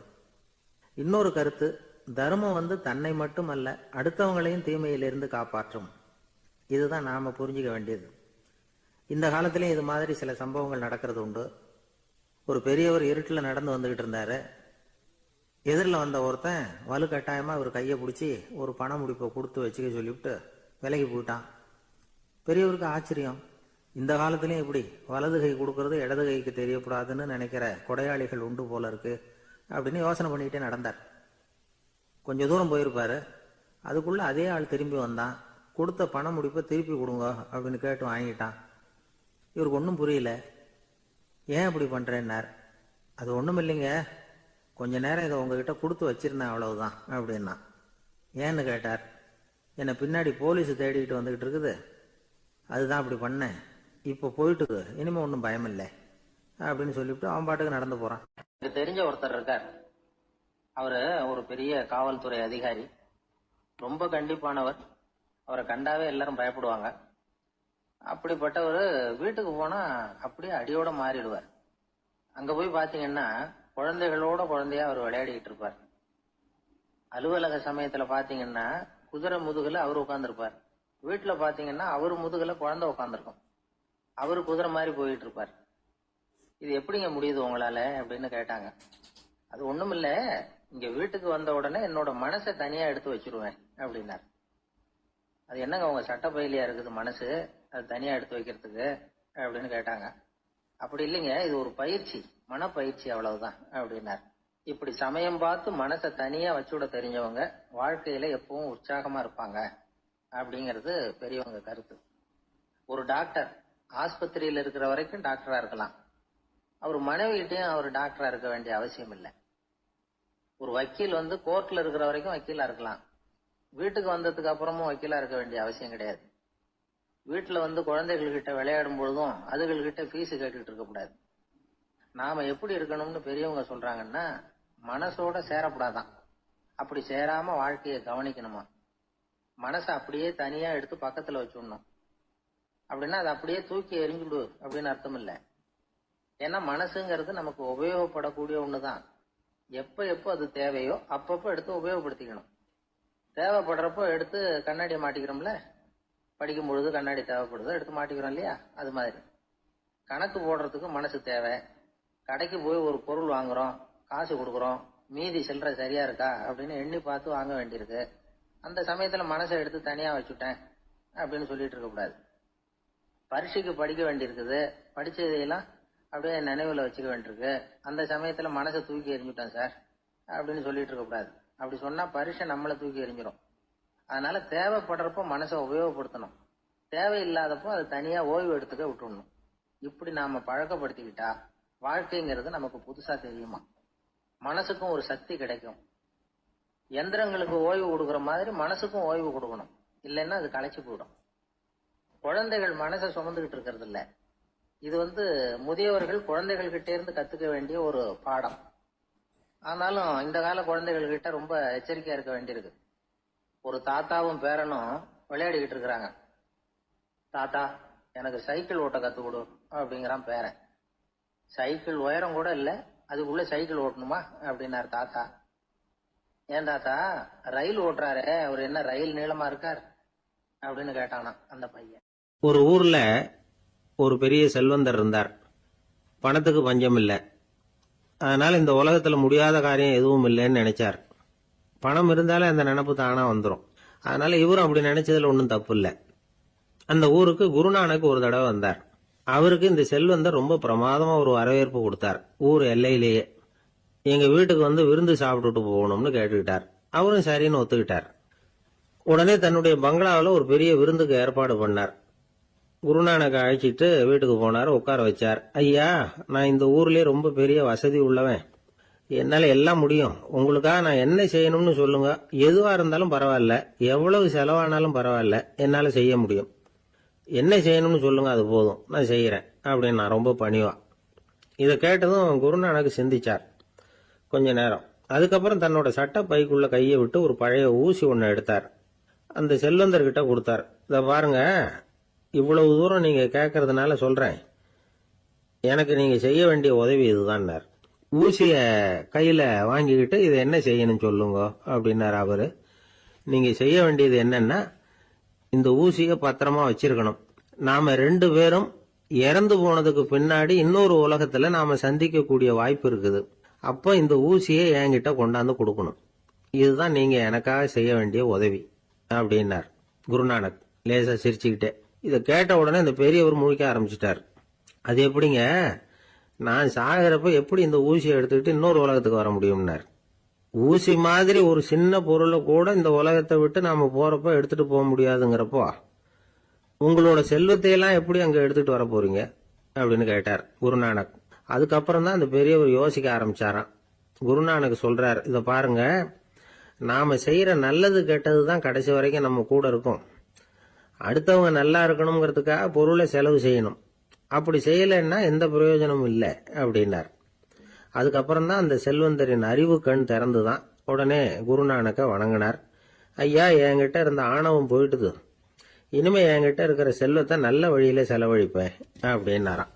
நம்ம கிட்ட இருக்கிற பணம் எப்பவும் நம்ம கூடவே வந்துகிட்டு இருக்காதுங்கிறதுக்கு இது ஒரு உதாரணம். அதுக்காக நாம பணம் சேர்க்கறத பத்தி கவலைப்பட வேண்டியதில்லை, பேசாம படுத்து தூங்கிட்டு இருந்தா போதும் அப்படின்னு இதுக்கு அர்த்தம் பண்ணிக்கப்படாது. முறையான வழியில பணம் சேர்க்கணும், அதை முறையான வழியில செலவு பண்ணணும். அதனால ஏற்படக்கூடிய மன நிறைவு இருக்கு பாருங்க, அது அனுபவிச்சவங்களுக்கு தான் தெரியும். சொர்க்கத்துக்கு போறவங்க இங்க இருந்து பணத்தை எடுத்துட்டு போக முடியாது. ஆனா நம்ம செல்வத்தை இங்க மத்தவங்களுக்கு பயன்பட செய்து அதனால ஏற்படுற புண்ணியம் இருக்கு பாருங்க, அதை எடுத்துட்டு போக முடியுமா. இதுதான் ஆன்மீகவாதிகள்லாம் சொல்ற கருத்து. ஜான் நியூட்டன் ஒருத்தர், அவரு சொன்னார், நான் எப்பவாவது சொர்க்கத்துக்கு போய் சேர்ந்தேன்னா அங்க 3 அதிசயங்களை பார்ப்பேன்னார். என்னன்னு கேட்டாங்க. நான் யார் யாரு இருக்க மாட்டாங்கன்னு நினைச்சுக்கிட்டு இருந்தானோ அவங்கள சில பேர் அங்க இருப்பாங்க, அது ஒரு பெரிய அதிசயம்னார். சரி, அடுத்தது என்ன? 2வது அதிசயம் என்னன்னா, அங்க இருப்பாங்கன்னு நான் எதிர்பார்த்த சில பேர் அங்க இருக்க மாட்டாங்க அப்படின்னார். சரி, 3வது பெரிய ஆச்சரியம் என்ன அப்படின்னா, நான் அங்க இருக்க பாருங்க, அதுதான் அந்த 3வது அதிசயம் அப்படின்னாராம். ஒரு நீதிமன்றம், அங்க ஒரு கொலை வழக்கு சம்பந்தமா விசாரணை நடந்துகிட்டு இருக்குது. அந்த வழக்கறிஞர் ரொம்ப தீவிரமா வாதாடிட்டு இருக்கிறார். தன்னுடைய கட்சிக்காரர் நிரபராதிங்கிறது அவருக்கு நல்லா தெரியும். அதனாலதான் அவர் சார்பா வாதாடுறதுக்கே ஒத்துக்கிட்டார். அப்படி அவர் மும்முரமா வாதாடிக்கிட்டு இருக்கிற சமயத்துல அவசரமா தந்தி ஒன்று சேர்ந்தது. அதை வாங்கி படிச்சு பார்த்தார். அதுக்கப்புறம் அதை மடிச்சு தன்னுடைய கோட்டு பையில வச்சுக்கிட்டு தொடர்ந்து வாதாட ஆரம்பிச்சிட்டார். பேசி முடிச்சாரு. அதுக்கப்புறம் அங்க கோர்ட்ல இருந்த சக வக்கீல்கள் அவர்கிட்ட வந்தாங்க. தந்தி ஒன்று வந்ததே, என்ன விஷயம் அப்படின்னு விசாரிச்சாங்களாம். அப்போ அவர் சொல்லியிருக்கிறார், ஊர்ல சிகிச்சைக்காக போயிருந்த என்னுடைய மனைவி இறந்து போனதா தந்தி வந்திருக்குது அப்படின்னாராம். மற்ற வக்கீல்களுக்கு அதிர்ச்சி. என்னங்க இது, மனைவி இறந்ததை விட கேஸ் முக்கியமா உங்களுக்கு அப்படின்னு கேட்டிருக்கிறாங்க. இறந்து போன என் மனைவி மறுபடியும் திரும்பி வர போறதில்ல, ஆனா என்னுடைய கட்சிக்காரர் ஒரு கொலை வழக்குல மாட்டிக்கிட்டார், அவரும் நிரபராதி, அவர் உசுரை நான் காப்பாற்ற வேணாமா, இதுதான் என்னுடைய கடமை அப்படின்னாராம். இப்படி இவர் சொன்னதும் எல்லாரும் அப்படியே திகைச்சு போய் நின்னுட்டாங்களாம். சரி, கடமைக்கு முக்கியத்துவம் கொடுத்த அந்த வழக்கறிஞர் யார் தெரியுமா? அவர் தான் இரும்பு மனிதர் சர்தார் வல்லபாய் பட்டேல். குஜராத் மாநிலத்தில் 1875 அக்டோபர் 31 அன்றைக்கு ஜாவேரி பாய் அப்படிங்கிறவருக்கு 4வது பிள்ளையா அவர் பிறந்தாராம். இந்த ஜாவேரி பாய் யார் தெரியுமா? ஜான்சி ராணி லட்சுமி பாய் போர் படையில ஒரு வீரரா பணிபுரிஞ்சவர். இளம் வயசுல வல்லபாய் படேல் ரொம்ப சிரமப்பட்டு படிச்சிருக்கார். விடாமுயற்சி வெற்றியை கொடுத்தது. கல்லூரியிலையும் காலடி வச்சார். அதுக்கப்புறம் வக்கீல் பட்டத்தையும் வாங்கினார். பிரிட்டிஷ் ஆட்சி நடந்துகிட்டு இருந்த சமயம் குஜராத்தை சேர்ந்த பர்டோலி தாலுகாவில் விவசாயிகள் மேல அரசாங்கம் திடீர்னு நில வரியை வசதி விட்டுதான். ஏழை விவசாயிகள் ரொம்ப கஷ்டப்பட்டிருக்காங்க. அரசாங்கம் வரி செலுத்தாத விவசாயிகளின் நிலங்களை எல்லாம் ஜப்தி செஞ்சுதான். அரசாங்கத்தை எதிர்க்கிறவங்களை எல்லாம் கைது பண்ணி சிறையில் அடைச்சுட்டாங்களாம். சில பேர் வீடு வாசல் ஆடு மாட்டையெல்லாம் வித்து கூட வரி கட்ட வேண்டிய நிலைமைக்கு ஆளாயிட்டாங்க. வழக்கறிஞர் வல்லபாய் படேல் நில வரியை உடனே ரத்து பண்ணணும் அப்படின்னு பம்பாய் கவர்னருக்கு ஒரு கடிதம் எழுதினார். எந்த பலனும் இல்லை. உடனே எல்லா விவசாயிகளையும் அணி திரட்டினார். அதுக்கு தானே தலைமை தாங்கினார். சத்தியாகிரகம் நடத்தினார். அந்த பகுதியில் எந்த வேலையும் நடக்கல. வேற வழி இல்லை. ஆட்சியாளர்கள் உடனே வரியை ரத்து பண்ணாங்க. சிறையில் இருந்தவங்களெல்லாம் வெளில விட்டாங்க. 1928 ஆகஸ்ட் 6 சர்க்காருக்கும் விவசாயிகளுக்கும் இடையில ஒரு உடன்பாடு ஏற்பட்டது. அதுக்கப்புறம் தான் நிலைமை சரியா போச்சான். வல்லபாய் படேலின் பொது சேவையை பாராட்டின பொதுமக்கள் அவருக்கு சர்தார் அப்படிங்கிற பட்டத்தை கொடுத்தாங்களாம். சர்தார்னா தலைவர் அல்லது தளபதினு அர்த்தம். இரும்பு மனிதர்னு இவருக்கு பேரு. இருந்தாலும் நகைச்சுவை உணர்வும் இவருக்கு நிறைய உண்டு. ஒரு தடவை ஒரு பத்திரிகை நிருபர் வந்திருக்கார். சர்தார் பட்டேல் கிட்ட அவருக்கு பிடிச்ச பண்பாடு கலாச்சாரம் எது அப்படின்னு கேட்கணும்னு ஆசை. அதனால அவரை பார்த்து கேட்டாராம், ஏங்க உங்களுக்கு பிடிச்ச கல்ச்சர் எது அப்படின்னு கேட்டிருக்கார். இதுக்கு சர்தார் பட்டேல் சொன்ன பதில் என்ன தெரியுமா? எனக்கு பிடிச்ச கல்ச்சர் அக்ரிகல்ச்சர் அப்படின்னு. ஒரே ஒரு ஊர்ல ஒரு அம்மா இருந்தாங்க. அந்த அம்மாவுக்கு ஒரே ஒரு பிள்ளையாண்டான். அவனுக்கு ரொம்ப அக்கறையோட கல்யாணம் பண்ணி வச்சாங்க. கல்யாணம் முடிஞ்சதும் மருமக பொண்ணு வீட்டுக்கு வந்து சேர்ந்தது. அப்பாடா, என் கடமை முடிஞ்சது, இனிமே அக்கடான்னு எங்கேயாவது ஒரு மூலையில் படுத்து கிடக்கலாம் அப்படின்னு நினைச்சாங்க அந்த அம்மா. ஆனால் நினைக்கிறபடி எங்கே நடக்குது? அதுக்கப்புறம் தான் பிரச்சனையே ஆரம்பமாச்சு. மருமகள் குணம் சரியில்லை, ஒரு மாதிரி. அந்த பொண்ணு வீட்டுக்கு வந்ததுமே முதல் வேலையாக மாமியாரை பார்த்து, அதுதான் நான் வந்துட்டேன்ல, இனிமேல் உங்களுக்கு என்ன வேலைங்க, புறப்பட வேண்டியது தானே, காசி ராமேஸ்வரம்னு எங்கேயாவது போங்க அப்படின்னுட்டு தான். மாமியார் பார்த்தாங்க, கொஞ்சம் யோசனை பண்ணாங்க. இந்த பாருமா, நீ இப்படி சொல்றதுக்கு முன்னாடியே வீட்டை விட்டு புறப்படணுங்கிற முடிவுக்கு நான் வந்துட்டேன். வீட்டை மட்டும் இல்லை, இந்த உலகத்தை விட்டே கூட போறதுக்கு தயாரா இருக்கிறேன். ஆனா ஒரே ஒரு விஷயத்துக்காக என் உயிரை கையில பிடிச்சிக்கிட்டு இருக்கிறேன் அப்படின்னாங்களாம். என்ன விஷயம்னு கேட்டது இந்த மருமக பொண்ணு. வேற ஒண்ணும் இல்ல, என் பிள்ளைக்கு கல்யாணம் பண்ணி வச்சுட்டேன். ஒரு பேர புள்ள பிறந்து அதை என் கண்ணால பார்த்துட்டேன்னா நான் எங்க வேணும்னாலும் போறதுக்கு தயாரா இருக்கிறேன் அப்படின்னாங்களாம் அந்த மாமியார்.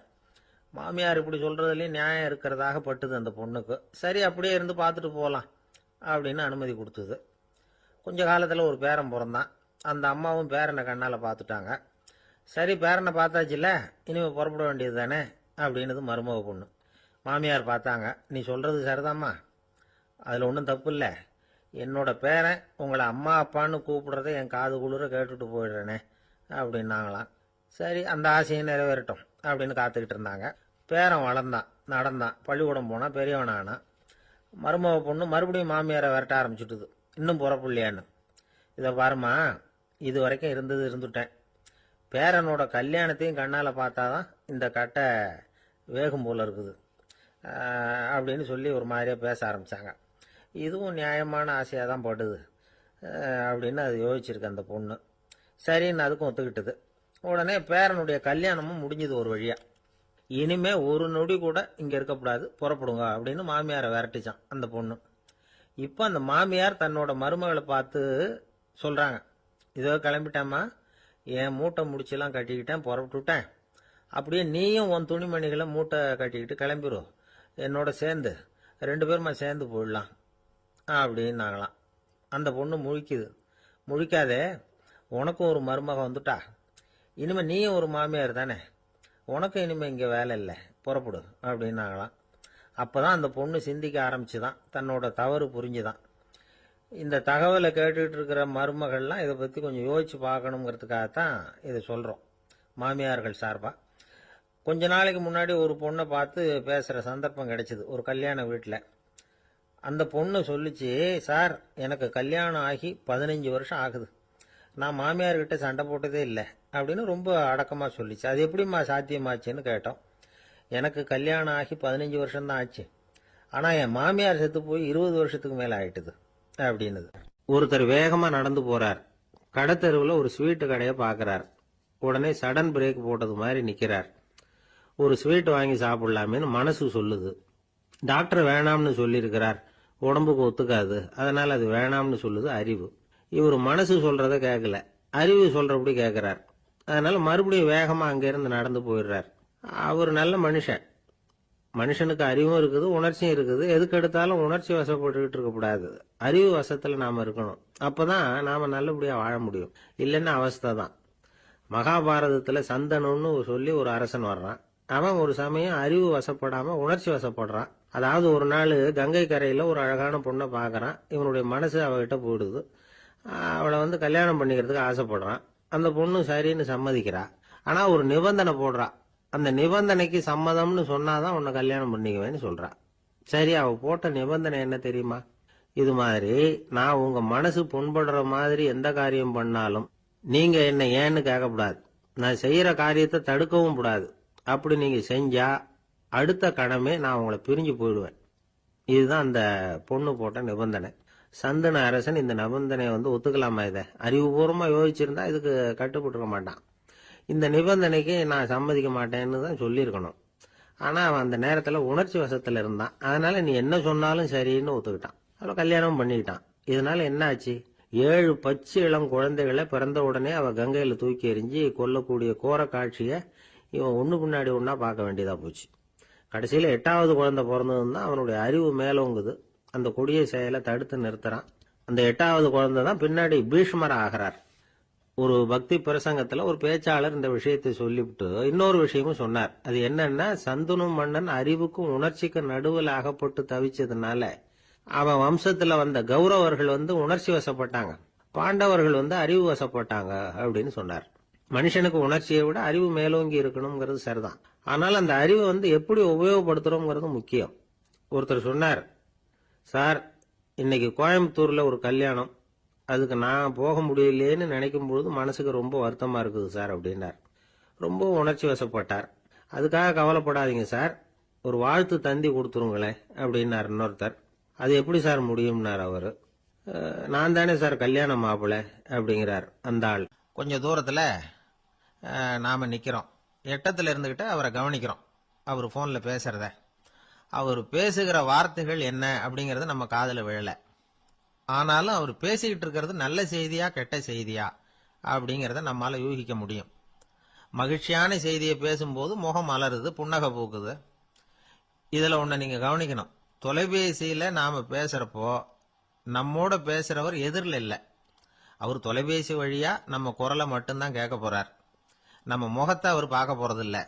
அப்படி இருந்தும் அப்ப நம்ம முகம் ஏன் மலரணும் அப்படின்னா, இதுதான் உடல் மொழி, பாடி லாங்குவேஜ் அப்படின்னு சொல்றாங்க.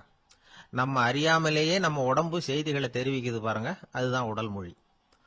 ஒரு மனிதர் தொலைபேசியில பேசிக்கிட்டு இருக்கிறத நீங்க தூரத்துல இருந்து கவனிச்சுக்கிட்டே, அவர் நண்பரோட பேசுறாரா, மனைவியோட பேசுறாரா, குழந்தையோட பேசுறாரா, இல்ல மேல் அதிகாரி கிட்ட பேசுறாரா, அல்லது அவருக்கு கீழே பணிபுரிகிறவர்கள் கிட்ட பேசுறாரா அப்படிங்கறத கண்டுபிடிக்கலாம். அதுக்கு காரணம் அவருடைய உடல் மொழி. இந்த உடல் மொழி கூட நம்ம வாழ்க்கையின் முன்னேற்றத்துக்கு பயன்படும். இத பத்தியெல்லாம் கூட சில நிபுணர்கள் ஆராய்ச்சி பண்ணி பார்த்திருக்கிறாங்க. அவங்க சில விவரங்களை சொல்றாங்க. குறிப்பா ஒருத்தர் தன்னுடைய நாற்காலியில கிட்டத்தட்ட படுத்துக்காத குறையா உட்கார்ந்துருக்கிறாருன்னு வச்சுங்க. எதிர இருக்கிறவர் பேசுறது அவருக்கு பிடிக்கலன்னு அர்த்தமா. தலையை சொரிஞ்சுக்கிறது, வேற வேற திசைகள்ல பாக்குறது, கொட்டாவி விடுறது, கால்களை மாத்தி போட்டு உட்கார்றது, களைப்பா கை விரல்களை அப்படியே பின்னிக்கிறது, அடிக்கடி கடிகாரத்தை பாக்குறது, இப்படிலாம் ஒருத்தர் பண்ணிட்டு இருக்கிறாருன்னா நாம கூடிய சீக்கிரம் அந்த இடத்த விட்டு எழுந்திரிச்சு வந்துடுறது நல்லது. ஏன்னா இதெல்லாம் அவருடைய சலிப்பு, சோர்வு, ஆர்வமின்மை, இதுக்கு அடையாளங்கள். நம்முடைய பேச்சு அவரை சலிப்படைய வச்சுட்டதுன்னு அர்த்தம். அவர் ரொம்பவும் சோர்ந்து போயிட்டாருன்னு பொருள். நம்முடைய பேச்சில் அவருக்கு ஆர்வம் இல்லைன்னு அர்த்தம். அதே நேரத்தில் நாற்காலியின் நுனியில அமர்ந்து உடலை முன்னுக்கு நகர்த்தி எதிர இருக்கிறவரின் கண்களை பார்த்துக்கிட்டே பேசினாலும் சரி அல்லது பேச்சை கேட்டாலும் சரி, உங்க பேர்ல மற்றவங்களுக்கு உள்ள பிடிப்பு அதிகரிக்கும். நாம எப்படிப்பட்டவர்ங்கிறத நம்ம உடம்பும் நடை உடை பாவனையும் அடுத்தவங்களுக்கு காட்டி கொடுத்துரும். உங்க உடம்பு, உங்க பார்வை, நடை, உட்கார்ற விதம், இதை வச்சுக்கிட்டே நீங்க பொறுப்புள்ளவரா, முரடரா, அலட்சியமானவரா, மரியாதை தெரிஞ்சவரா, அடக்கமானவரா, நம்பிக்கைக்கு உரியவரா, நாணயம் இல்லாதவரா, பயந்தவரா, திறமசாலியா, அப்பாவியா அப்படிங்கறதெல்லாம் கண்டுபிடிச்சிடலாம். அதனால இந்த உடல் மொழியை புரிஞ்சுக்கிட்டு நம்மளை கொஞ்சம் சரிப்படுத்திக்கிட்டோம்னா வாழ்க்கையில சுலபமா பல காரியங்களை சாதிக்க முடியும். ஒரு மனநல மருத்துவமனை, அங்க ஒருத்தர் ஒரு நாற்காலியில உட்காந்துக்கிட்டு கார் ஓட்டுறது மாதிரி அப்படி பாவனை பண்ணிட்டு இருந்தார். ஸ்டேரிங்கை திருப்புறது மாதிரி, பின்னாடி வர்ற வண்டியை நிக்க சொல்றது மாதிரி, அப்புறம் இவரு ஒதுங்கிக்கிட்டு அவருக்கு வழி விடுறது மாதிரி, இப்படிலாம் சேட்டைகள் பண்ணிக்கிட்டு இருந்தார் மனநல மருத்துவமனையில. இத பார்த்துக்கிட்டு இருந்த ஒருத்தர் பக்கத்துல இருந்த இன்னொருத்தர்கிட்ட கேட்டார், இவர் ஏன் இப்படி பண்றாரு, இவருக்கு ஏன் அப்படி வந்தது நிலைமை அப்படின்னு சொல்லி அவர் விசாரிச்சார். அப்ப அவர் விவரம் சொன்னார். வேற ஒண்ணும் இல்லைங்க, இவருக்கு கார் ஓட்டணும்னு ஆசை ரொம்ப காலமா, அது நிறைவேறாம போயிட்டுது. அதுக்கப்புறம் அவர் மனநோயாளியா மாறிட்டார். இங்க அழைச்சிட்டு வந்தாங்க. இங்க அழைச்சிட்டு வந்ததுல இருந்து அப்படிதான் பண்ணிட்டு இருக்கிறார். அப்ப கார் ஓட்டுறது மாதிரிலாம் பாவனை பண்ணிட்டு இருப்பார், திருப்புறது மாதிரி பண்ணுவார், பின்னாடி வர்றவங்களுக்கு இடம் விடுவார், இப்படிலாம் செய்யறார் அப்படின்னு விவரம் சொன்னாங்க. நீங்க சொல்லப்படாதா, இப்ப நீங்க கார் ஓட்டல, வெறும் நாற்காலியில தான் உட்கார்ந்து இருக்கிறீங்க அப்படின்னு நீங்க சொல்லப்படாதா அவருக்கு அப்படின்னு கேட்டாங்க. அது முடியாதுங்க, ஏன்னா அந்த காரை கழுவுறதுக்காக அவர் தினமும் எனக்கு 10 ரூபா கொடுத்துக்கிட்டு இருக்கிறார் அப்படின்னாராம் அங்க வேலை செஞ்சுக்கிட்டு இருந்த ஒருத்தர். அதனால வாழ்க்கையில நாம இந்த உடல் மொழியை புரிஞ்சுக்கணும். உடல் மொழிங்கிறது இப்ப ஆரம்பத்துல சொன்னது மாதிரி அந்த தொலைபேசியில பேசுறவங்கள தூரத்துல இருந்து பார்த்தாவே அவர் யாருகிட்ட பேசுறாரு, என்ன பேசுறாருன்னு தெரியும். நம்ம முகத்தை நல்லா வச்சுக்கணும். உடல் மொழியை நம்ம புரிஞ்சுக்கிட்டு பயன்படுத்த ஆரம்பிச்சோம்னா எந்த முயற்சி பண்ணினாலும் அதுல வெற்றி நிச்சயம். ஒரு கடற்கரை ஓரம், அங்க ஒரு சின்ன கிராமம், அந்த கிராமத்துல ஒரு சின்ன பள்ளிக்கூடம். கடற்கரை ஓரத்துல உள்ள ஒரு விடுதியில ஓய்வுக்காக ஒருத்தர் தங்கி இருக்கிறார். பள்ளிக்கூடத்துல ஏதோ விழா நடக்கிறது மாதிரி தெரிஞ்சது. உடனே அவர் அந்த பக்கமா வந்தார். இங்க என்ன நடக்குதுன்னு விசாரிச்சார். பள்ளி ஆண்டு விழா நடக்குதுன்னாங்க. உடனே போனார். கண்காட்சி ஒன்று வச்சிருந்தாங்க. உள்ள போய் பார்த்தார். பள்ளிக்கூடத்தில் படிக்கிற மாணவர்களை சொந்தமா தயார் பண்ண பொருள்களை காட்சிக்கு வச்சிருக்கிறாங்க. அந்த ஊர் மக்கள்லாம் அதை கூட்டம் கூட்டமா போய் பார்த்துக்கிட்டு இருக்கிறாங்க. இவரும் ஆர்வமா அதையெல்லாம் பார்த்துக்கிட்டே போறார். ஒரு இடத்துல ஒரு சின்ன ரயில் செஞ்சு வச்சிருந்தாங்க, மாணவர்களே தயார் பண்ணது. மின்சாரத்தால் அது ஓடுறது மாதிரி பண்ணி வச்சிருந்தாங்க.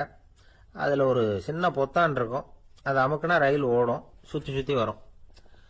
மாணவர்கள் எதிரில் நின்று அதுக்கு விளக்கம் கொடுத்துக்கிட்டு இருக்கிறாங்க. இவரு அதை கவனிச்சார். ரயில் ஓடுறத பார்த்தார். அங்க நின்றுகிட்டு இருந்த மாணவர்கள் கிட்ட விளையாட்டா கேட்டார், ஏப்பா இந்த ரயில் எதனால ஓடுது அப்படின்னு கேட்டார். இவரு சக்தியினால ஓடுது அப்படின்னாங்க மாணவர்கள். அது என்ன சக்தின்னு கேட்டார். அதுக்கு பேரு மின்சாரம் அப்படின்னாங்க. சரி, நீங்க மின்சாரத்தை பார்த்துருக்கிறீங்களா அப்படின்னார். நாங்க பார்த்தது இல்லைங்க, ஆனா இதை செய்யறதுக்கு எங்களுக்கு உதவி பண்ண ஆசிரியர் ஒரு பட்டதாரி, ஒரு காலம் அவர் பார்த்துருக்கலாம் அப்படின்னாங்க. அவர் எங்க இருக்காருன்னு கேட்டார். இதோ அழைச்சிட்டு வர்றோம்னு ஓடினாங்க. அவர் அழைச்சிட்டு வந்தாங்க. அவர்கிட்ட ஒரு பெரியவர் கேட்டார், மின்சாரத்தை நீங்க பார்த்துருக்கிறீங்களா அப்படின்னு. மின்சாரத்தை பார்க்கறதாவது நான் பார்த்ததே இல்லை. நான் பார்த்தது அது செயல்படுற விதத்தை தான். அது விளக்க எரிய வைக்குது, ரயில ஓட வைக்குது, இது மாதிரி எத்தனையோ எந்திரங்களை செயல்பட வைக்குது. ஆனா உண்மையிலேயே அது என்னன்னு எனக்கு தெரியாது. ஒருவேளை இந்த பள்ளிக்கூடத்து தலைமை ஆசிரியருக்கு தெரிஞ்சிருக்கலாம், ஏன்னா அவர் ஒரு மேல்நிலை பட்டதாரி அப்படின்னாராம் அவரு. சரின்னு போய் தலைமை ஆசிரியரை கூப்பிட்டுக்கிட்டு வந்தாங்க. அவர்கிட்டயும் இதே கேள்வி கேட்டாராம் அவரு. மன்னிக்கணும், இந்த கேள்வி இதுவரைக்கும் யாரும் என்கிட்ட கேட்டதில்லை. சக்தியை யாரும் பார்க்க முடியாது, ஆனா அது செயல்படும் விதத்தை தான் பார்க்க முடியும் அப்படின்னாராம் அவரு. இப்போ இதுவரைக்கும் கேட்டுக்கிட்டு இருந்த பெரியவர் சிரிச்சார். சிரிச்சுட்டு சொன்னாராம், சரி அதுக்காக ஒன்றும் கவலைப்படாதீங்க, என்னுடைய பெயர் தாமஸ் ஆல்வா எடிசன் அப்படின்னாராம். இதை கேட்டதும் அங்க இருந்தவங்களுக்கெல்லாம் அதிர்ச்சி, ஆச்சரியம். என்னது, நீங்க தானா எடிசன்? நீங்க எவ்வளவு மின்சார கருவிகளை உண்டாக்கி இருக்கிறீங்க, நீங்களா இந்த கேள்வி கேட்டது அப்படின்னாங்களாம். ஆமா, நான் தான் கேட்கிறேன். ஏன்னா நானே மின்சாரத்தை பார்த்தது கிடையாது அப்படின்னாராம் அவரு. அன்புங்கிறது இப்படிப்பட்டது தாங்கிறார் ஓஷோ. அன்புங்கிறது நம்ம உடற்கூறு அமைப்பில் இல்லை, அது நம்ம உடம்புல உள்ள சுத்த சக்தியின் வெளிப்பாடு. அதை உணரத்தான் முடியுமே தவிர பார்க்க முடியாது. அன்பே உன்னை நான் என் இருதயத்தில் வச்சிருக்கிறேன் அப்படின்னு எல்லாம் சொல்லுவான். இதெல்லாம் சும்மா. இது டாக்டர்கள் சொல்ற இருதயம் கிடையாது. அது ரத்தத்தை தள்ளுகிற ஒரு கருவி, அவ்வளவுதான். ஞானிகள் சொல்லுகிற இதயம் வேற, அது கண்ணுக்கு புலப்படாத ஒரு சக்தி. என்னுடைய இதயம் ரொம்ப விசாலமானது சார் அப்படின்னார் ஒருத்தர். அப்படிங்களான்னு ரொம்ப மரியாதையா, ஆமாங்க டாக்டர் அப்படிதான் சொல்றார், கொஞ்சம் வீங்கி போய் பெருசா இருக்குதான் அப்படின்னார். அள்ள அள்ள குறையாதது அட்சய பாத்திரம், அது நமக்கு தெரியும், கேள்விப்பட்டிருக்கிறோம். ஆனா போட போட நிரம்பாத ஒரு பாத்திரம் உண்டு. அது என்ன தெரியுமா? நம்மள பல பேர்கிட்ட அந்த பாத்திரம் உண்டு. அதுதான் பேராசை அப்படிங்கிற பாத்திரம். அதை நிறைவு செய்யவே முடியாது. பேராசையை பத்தி சுஃபி இலக்கியத்துல ஒரு பிரபலமான கதை உண்டாம். அதை ஒரு பெரியவர் எடுத்து சொல்லியிருக்கிறார். ஒரு மன்னர் நகர்வலம் போயிட்டு இருக்கார். ஒரு பிச்சைக்காரன் மன்னர் எதிரில் வரான். பிச்சை போடுங்கிறான். என்னுடைய அமைதியை கெடுக்காதே போங்கிறார் மன்னர். அவன் சிரிக்கிறான். அரசே, உங்களுடைய அமைதி கெடக்கூடிய நிலையில் இருந்தா அதுக்கு பேர் அமைதியே கிடையாது அப்படின்னு நானா. எதிரில் நிக்கிறது வெறும் பிச்சைக்காரன் இல்லை, யோகி அப்படிங்கிறத மன்னர் புரிஞ்சுக்கிட்டார். துறவியே, உங்களுக்கு என்ன வேணும்னாலும் கேளுங்க, கொடுக்குறேன்னாராம். அந்த துறவி மறுபடியும் சிரிக்கிறார். அரசே, உங்களால் முடியாததையெல்லாம் கொடுக்க முடியும்னு சத்தியம் செய்யாதீங்க அப்படின்னார். மன்னருக்கு கோபம் வந்துட்டுது. என்ன இவர் இப்படி சொல்றாரு அப்படின்னு நினைச்சார். நகர்வலத்தை பாதியிலேயே நிறுத்தினார். வாங்க அரண்மனைக்குன்னார். துறவியை அழைச்சிக்கிட்டு அரண்மனைக்கு வந்துட்டார். துறவி தன்கிட்ட இருந்த பிச்சை பாத்திரத்தை நீட்டினார். இது நிறைய எனக்கு பொற்காசுகள் வேணும் அப்படின்னாராம். அவ்வளவுதானா, இது ஒரு பெரிய காரியமா அப்படின்னு கையை தட்டினாராம் மன்னர். ஒரு பெரிய தாம்பாளம் நிறைய பொற்காசுகள் சேர்ந்தது. அதை அள்ளி போட்டார். போட போட அந்த பிச்சை பாத்திரம் நிரம்பவே இல்லை. பொற்காசுகள் போட போட அவ்வளவையும் உள்ள வாங்கிக்கிட்டே இருக்குது. அரசாங்க கஜானாவே காலி ஆயிட்டுது. மூட்டை மூட்டையா பொற்காசுகளை கொட்டி பார்த்துட்டாங்க. அது முழுங்கிக்கிட்டே இருக்குது. கடைசி வரைக்கும் அந்த பிச்சை பாத்திரம் நிரம்பவே இல்லை. அரசர்கிட்ட இருந்த கர்வம் போயிட்டுது. அப்படியே பொத்துன்னு துறவி காலில் விழுந்தார். அப்போ அந்த துறவி சொன்னாராம், மன்னா, இந்த பிச்சை பாத்திரத்தை உங்களால மட்டும் இல்லை, வேற யாராலையும் நிரப்ப முடியாது. அதுக்கு என்ன காரணம்னா, இது சாதாரண பிச்சை பாத்திரம் இல்லை, பேராசைகளோட வாழ்ந்து செத்து போன ஒரு மனிதனின் மண்டை ஓடுது அப்படின்னாராம். பாருங்க, இதுதான் அந்த சுஃபி இலக்கிய கதை. செத்த பிறகும் நிறைவு இல்லைன்னா அது எப்பேற்பட்ட பேராசையா இருக்கும்னு யோசிச்சு பார்த்துங்க. நம்மால் ஒருத்தர் கல்யாணம் பண்ணிக்க பொண்ணு பார்த்துக்கிட்டு இருந்தார். அழகு, அறிவு, படிப்பு எதுவும் தேவையில்லை, பணம் மட்டும் இருந்தா போதும் அப்படின்னு பார்க்கறவங்க கிட்ட எல்லாம் சொல்லி வச்சார். ரொம்ப நாளைக்கு அப்புறம் ஒரு பணக்காரர் கிடைச்சார். அவர் சொன்னார், இதை பாருங்க, எனக்கு 20 வயசுல ஒரு மகள், அவளை நீங்க கல்யாணம் பண்ணிக்கிட்டா 2 லட்சம் பணம் கொடுப்பேன். 25 வயசுல ஒரு பொண்ணு, அவளை கல்யாணம் பண்ணிக்கிட்டா 2.5 லட்சம் தருவேன். 30 வயசுல ஒரு பொண்ணு இருக்கா, அவளை கல்யாணம் பண்ணிக்கிட்டா 3 லட்சம் தருவேன். என்ன சொல்ற அப்படின்னாராம். இவன் கொஞ்ச நேரம் யோசிச்சு பார்த்துருக்கான். அதுக்கப்புறம் மெதுவா அவரை நிமிந்து பார்த்து, ஏன் சார், உங்ககிட்ட 50 வயசுல ஏதாவது பொண்ணு இருக்கா அப்படின்னு கேட்டானா. ஒரு ஊர்ல ஒரு ஞானி இருக்கிறார். ரொம்ப பெரிய ஞானி. ரொம்ப வயசாயிட்டுது. கடைசி காலத்துல அவர்கிட்ட சில பேர் வந்தாங்க. உங்க குரு யார் அப்படின்னு கேட்டாங்க. அவர் நிமிந்து பார்த்தார். எனக்கு ஆயிரக்கணக்கான குருமார்கள் உண்டு, அவங்க பேரெல்லாம் சொல்லணும்னா இந்த காலம் பத்தாது. ஆனா முக்கியமான ஒரு 3 பேரை பத்தி மட்டும் உங்களுக்கு சொல்றேன் அப்படின்னாராம். அப்புறம் சொன்னார், அந்த 3 பேர்ல ஒருத்தன் ஒரு திருடன். ஒரு சமயம் ஒரு பாலைவனம் வழியா நான் போய்கிட்டு இருந்தேன். அப்போ வழி தவறி போய் ஒரு கிராமத்துக்கு போயிட்டேன். அது இருட்டு நேரம், நடு ராத்திரி, ஊரே உறங்கி போச்சு. அந்த நேரத்தில் ஒரு ஆள் மட்டும் ஒரு வீட்டு சுவத்தில் ஏதோ பண்ணி உள்ளே நுழையறதுக்கு முயற்சி பண்ணிட்டு இருக்கிறான்.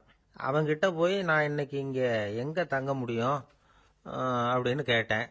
அதுக்கு அவன், இந்த ராத்திரி வேளையில் அது ரொம்ப சிரமம், ஒரு திருடனோட உங்களால் தங்க முடியும்னா நீங்கள் என்னோட தங்கலாம் அப்படின்னா. நான் அவங்க கூட 1 மாதம் தங்கியிருந்தேன்.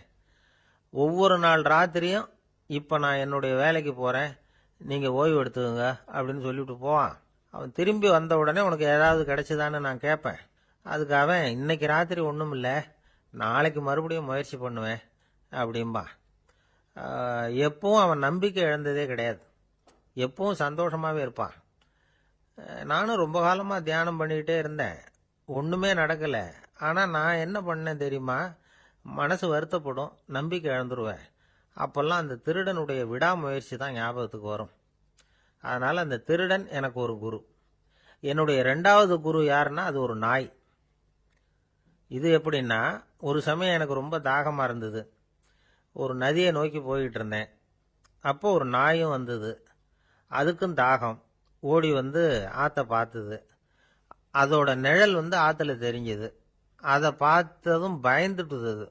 அதாவது அது தன்னுடைய சொந்த உருவத்தையே கண்டு பயந்தது. அதை பார்த்து குறைக்குது, திரும்பி ஓடிச்சு. ஆனால் அதுக்கு தாகம் அதிகமாக இருந்ததுனால அது மறுபடியும் திரும்பி வந்தது. பார்த்தா மறுபடியும் தண்ணியில் நாயோட உருவம் தெரியுது. இப்படி சில தடவை பண்ணிச்சு, இருந்தாலும் கடைசியில் தண்ணியில் குதிச்சுட்டுது துணிஞ்சி. இப்படி குதித்த உடனே அதோட உருவமும் மறைஞ்சுட்டுது. இதை பார்த்தேன். நான் என்ன புரிஞ்சுக்கிட்டேன்னா, எவ்வளவுதான் பயம் இருந்தால் கூட ஒருத்தன் தைரியமாக காரியத்தில் இறங்கணும் அப்படிங்கிறத புரிஞ்சுக்கிட்டேன். இந்த போதனை அந்த நாய்கிட்ட இருந்து எனக்கு கிடைச்சிது. இது ஒன்று. அடுத்தது என்னுடைய 3வது குரு யாருன்னா அது ஒரு சின்ன குழந்தை. நான் ஒரு சமயம் ஒரு நகரத்துக்கு போனேன். அங்கே ஒரு குழந்தை எரிகிற மெழுகுவத்தி ஒன்று எடுத்துக்கிட்டு வந்தது. நான் அந்த குழந்தைய பார்த்து வேடிக்கையாக கேட்டேன், ஏன் பாப்பா, இந்த மெழுகுவத்தியை நீயாவே கொளுத்துனியா அப்படின்னு கேட்டேன். ஆமான்னுது அந்த குழந்தை. சரி, இந்த மெழுகுவத்தி முன்னாடி எரியாமல் இருந்தது, இப்போ எரியுது. இந்த மெழுகுவத்திக்கு வெளிச்சம் எங்கேருந்து வந்தது, அதை எனக்கு காட்ட முடியுமா அப்படின்னு கேட்டேன் அந்த குழந்தைகிட்ட. இதுக்கு அந்த குழந்தை சிரிச்சுக்கிட்டு அந்த மெழுகுவத்தியை ஊதி அணைச்சுட்டுது. அதுக்கப்புறம் என்னை பார்த்து கேட்டுது, இப்போ இந்த மெழுகுவத்தியின் வெளிச்சம் போனதை பார்த்தீங்க இல்லையா, அது எங்கே போச்சுன்னு எனக்கு சொல்லுங்க அப்படின்னுது. அந்த குழந்தை இப்படி கேட்டதும் என்கிட்ட இருந்த ஆணவம் அழிஞ்சுட்டுது. நான் படித்ததெல்லாம் அந்த வினாடியில் சுக்கு நூறாக போயிட்டுது. என்னுடைய முட்டாள்தனத்தை நான் உணர்ந்தேன் அப்படின்னு இவ்வளவும் அந்த ஞானி விவரமாக சொன்னாராம். அதனால் நாம் இன்னார்கிட்டே இருந்து தான் இதை கற்றுக்கணுங்கிறது இல்லை, யாருக்கிட்டே இருந்தும் எதையும் கற்றுக்கலாம். நம்மால் ஒருத்தன் ஒரு நாய் வளர்த்துக்கிட்டு இருந்தான். அந்த நாய்க்கு வால் கிடையாது, யாரோ ஏற்கனவே வெட்டி எடுத்துட்டாங்க. இந்த நாய் தான் சார் எனக்கு குரு, அதுகிட்டே இருந்து கூட நான் பாடம் கற்றுக்கிட்டு இருக்கிறேன் அப்படின்னா. அப்படி என்ன கற்றுக்கிட்டேன் இந்த வால் இல்லாத நாய்கிட்டே இருந்து அப்படின்னு கேட்டோம்.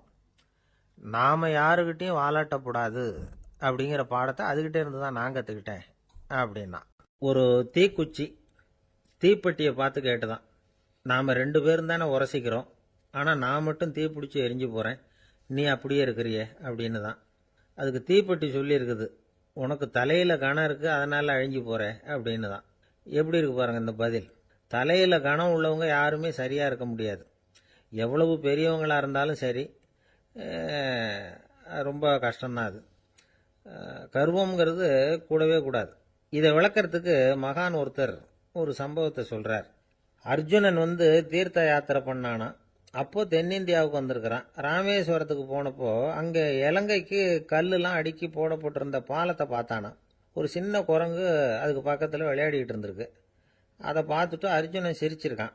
ஏன் சிரிக்கிறேன்னு கேட்டிருக்கு அந்த குரங்கு. ராமன் மிகச்சிறந்த வில் வீரன், அப்படி இருக்கிறப்போ அவன் வந்து இலங்கைக்கு அம்புகளாலேயே ஒரு பாலம் கட்டியிருக்கலாம்.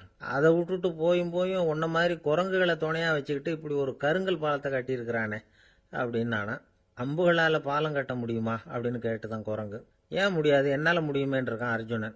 அம்பால் பாலம் கட்டலாம், இருந்தாலும் என்ன மாதிரி குரங்குகள் ஏறி நடந்தா அது தாங்குமா, அதனால தான் ராமர் வந்து கருங்கல் பாலமே கட்டினார் அப்படின்னுது குரங்கு சொல்லிச்சான். அப்படியே சொல்கிற, நான் வேணும்னா இப்போ அம்புகளாலேயே ஒரு பாலத்தை கட்டுறேன், நீ அது மேலே ஏறி நடந்து பார், பாலம் விழுந்துட்டுதுன்னா நான் தீ மூட்டி அதில் குதித்து உயிர் தியாகம் பண்ணி விட்றேன் அப்படின்னு நான் ரொம்ப கோபமாக.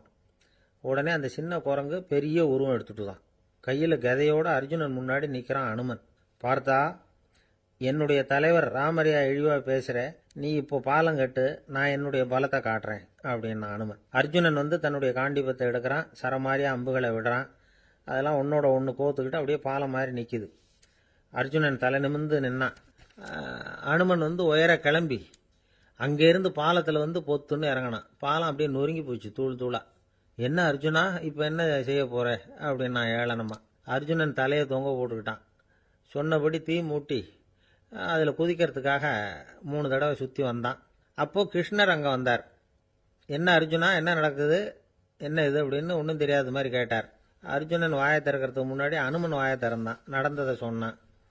அர்ஜுனன் சவால் விட்டபடி உயிர் திறந்தே ஆகணும்னா அனுமன். கிருஷ்ணர் யோசனை பண்ணார். நல்லது, இந்த சவால் விட்டதுக்கும் நடந்ததுக்கும் யார் சாட்சி? பெரியவர் ஒருத்தரை சாட்சியாக வச்சுக்கிட்டல்லவா நீங்கள் இந்த போட்டியை நடத்தியிருக்கணும் அப்படின்னார். அதனால் என்ன, இப்போ மறுபடியும் அந்த போட்டியை நடத்திவிட்டா போச்சு, என்னால் அந்த அம்பு பாலத்தை நொறுக்க முடியாதா அப்படின்னா அனுமன். சரி, இப்போ மறுபடியும் அது நடக்கட்டும்னார் கிருஷ்ணர். அர்ஜுனன் அம்பு பாலம் அமைச்சான். அனுமன் ஏறி குதிச்சான். பாலம் அசைஞ்சு கொடுக்கவே இல்லை, அவ்வளோ உறுதியாக இருக்குது. இப்போ அனுமன் தலையை குனிஞ்சுக்கிட்டான். அர்ஜுனன் நன்றியோடு நிமிர்ந்து பார்த்தான். கிருஷ்ணருடைய தோள்கள்லேயும் முதுகள்லேயும் ரத்தம். என்ன சுவாமி, என்ன நடந்ததுன்னு நான் பதறி போய், உன் அம்பு பாலத்தை நான் தான் முட்டு கொடுத்து தாங்கிட்டு இருந்தேன். அனுமன் குதிச்சப்போ என் மேலே ஏற்பட்ட காயங்கள் இவை. பின்ன உன்னுடைய அம்பு பலத்தினாலேயா பாலம் நின்னுதுன்னு நினைக்கிற அப்படின்னாராம். முதல்ல அர்ஜுனன், அப்புறம் அனுமன் 2 பேருக்குமே கர்வ பங்கம் ஆயிட்டு தான். அதாவது அவங்க கிட்ட இருந்த கர்வம் போயிட்டுது. யாரா இருந்தாலும் கர்வம் கூடாதுங்கிறத இதிலிருந்து நாம புரிஞ்சுக்கணும். இந்த காலத்தில் நாமெல்லாம் எந்த விஷயத்துக்கெல்லாம் கர்வப்பட்டுட்டு இருக்கோம் தெரியுமா? 2 பெண்கள் தங்களுடைய கணவன்மார்களை பற்றி ரொம்ப பெருமையாக பேசிக்கிட்டாங்களாம். அதில் ஒரு அம்மா சொல்லியிருக்கு, என் வீட்டுக்காரர்கிட்ட எந்த சப்ஜெக்ட் கொடுத்தாலும் சரி அந்த விஷயத்தை பற்றி அழகாக 1 மணி நேரம் பேசுவார் அப்படின்னாங்களாம்.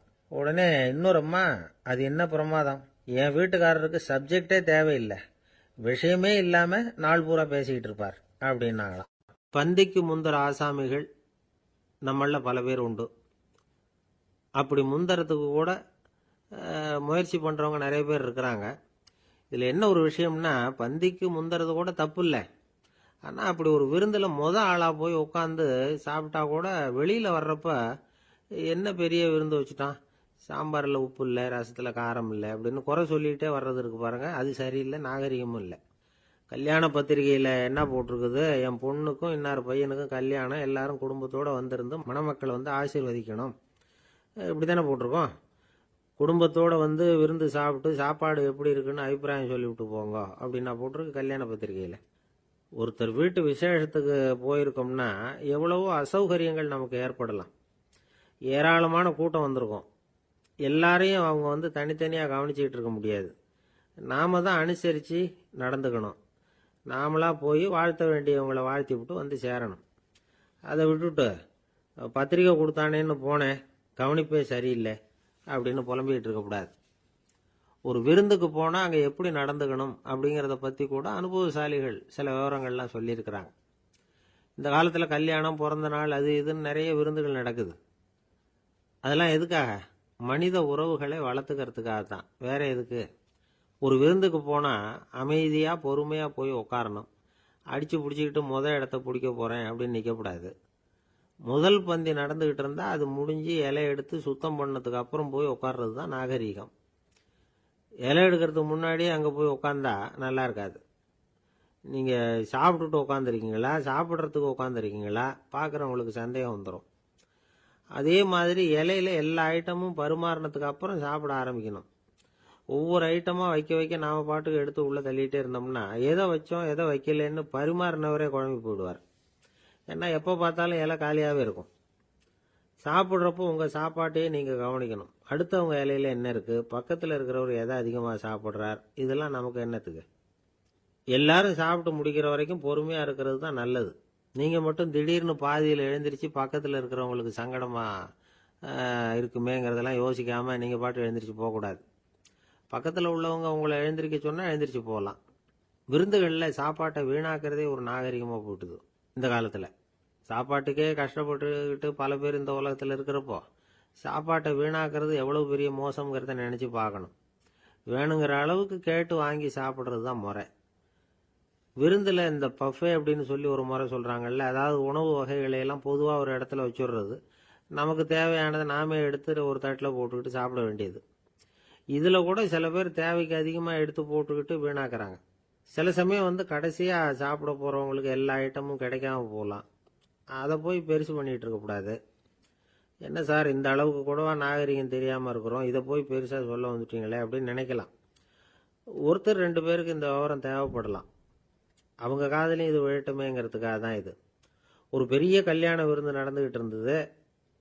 விருந்து மண்டபத்து வாசலில் ஒருத்தர் நின்றுக்கிட்டு வர்றவங்களையெல்லாம் ரொம்ப மரியாதையாக வணங்கி உள்ளே அனுப்பி வச்சுக்கிட்டு இருந்தார். எப்படி தெரியுமா?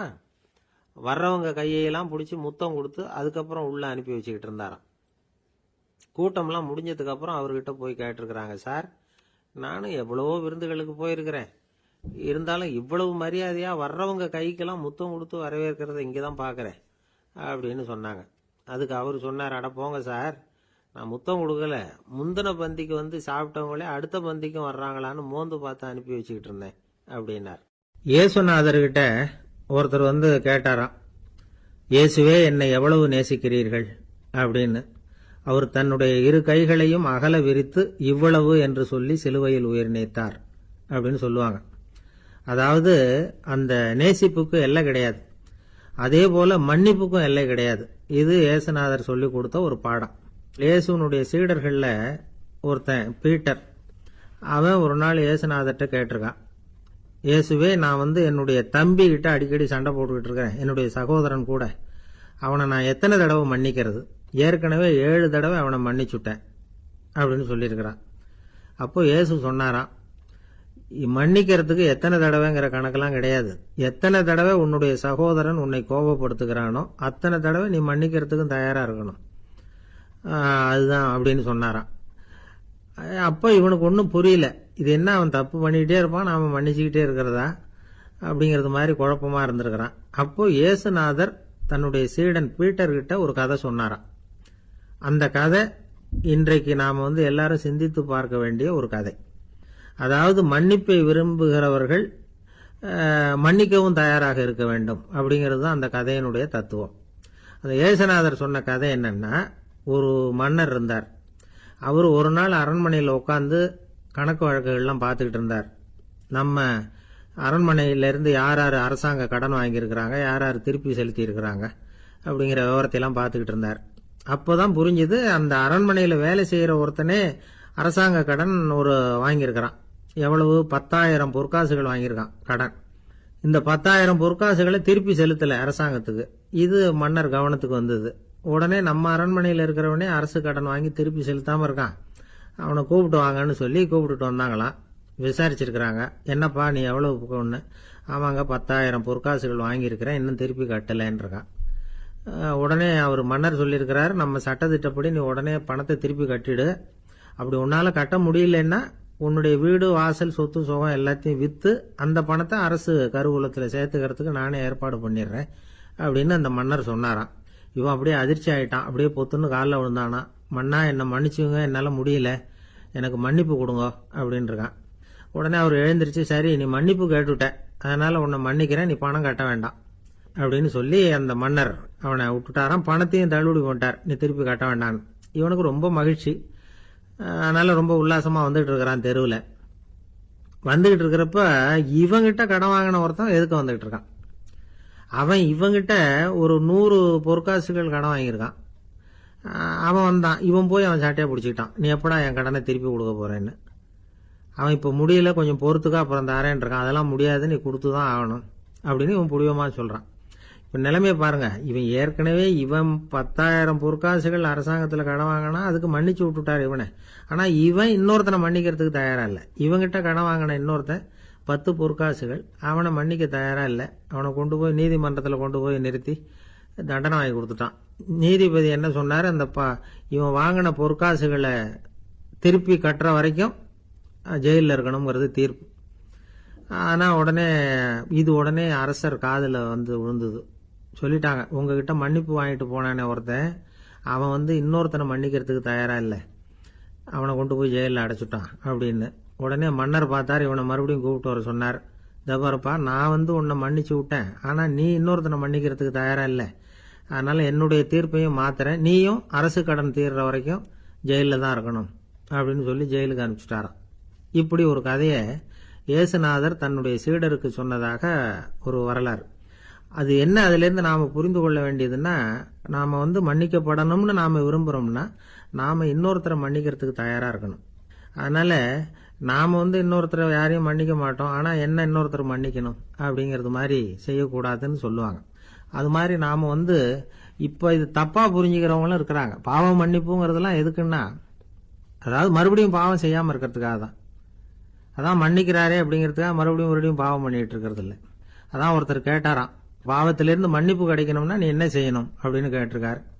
அதுக்கு அவன் சொல்லியிருக்கிறான், நான் முதல்ல பாவம் செய்யணும், அப்பதானே மன்னிப்பு கிடைக்கும் அப்படின்னு நானா. இப்படிப்பட்டவர்கள் தான் இன்னைக்கு உலகத்தில் அதிகமாக இருக்கிறாங்க. அதனால இந்த மன்னிப்பின் மகத்துவம்ங்கிறது இயேசுநாதர்கிட்ட இருந்து தான் நாம புரிஞ்சுக்கணும். அந்த இயேசு சொன்ன அந்த மன்னிக்கிற மனோபாவம் இருந்தால் இன்னைக்கு உலகம் பூராவும் அமைதி பூங்காவாக இருக்கும். அதுல ஒன்றும் ஆச்சரியமே இல்லை, அதுல ஒன்றும் சந்தேகமும் இல்லை. அதனால மன்னிக்கிற மனோபாவத்தை நாம எல்லாரும் நமக்குள்ளே வளர்த்து கொள்ள வேண்டும்.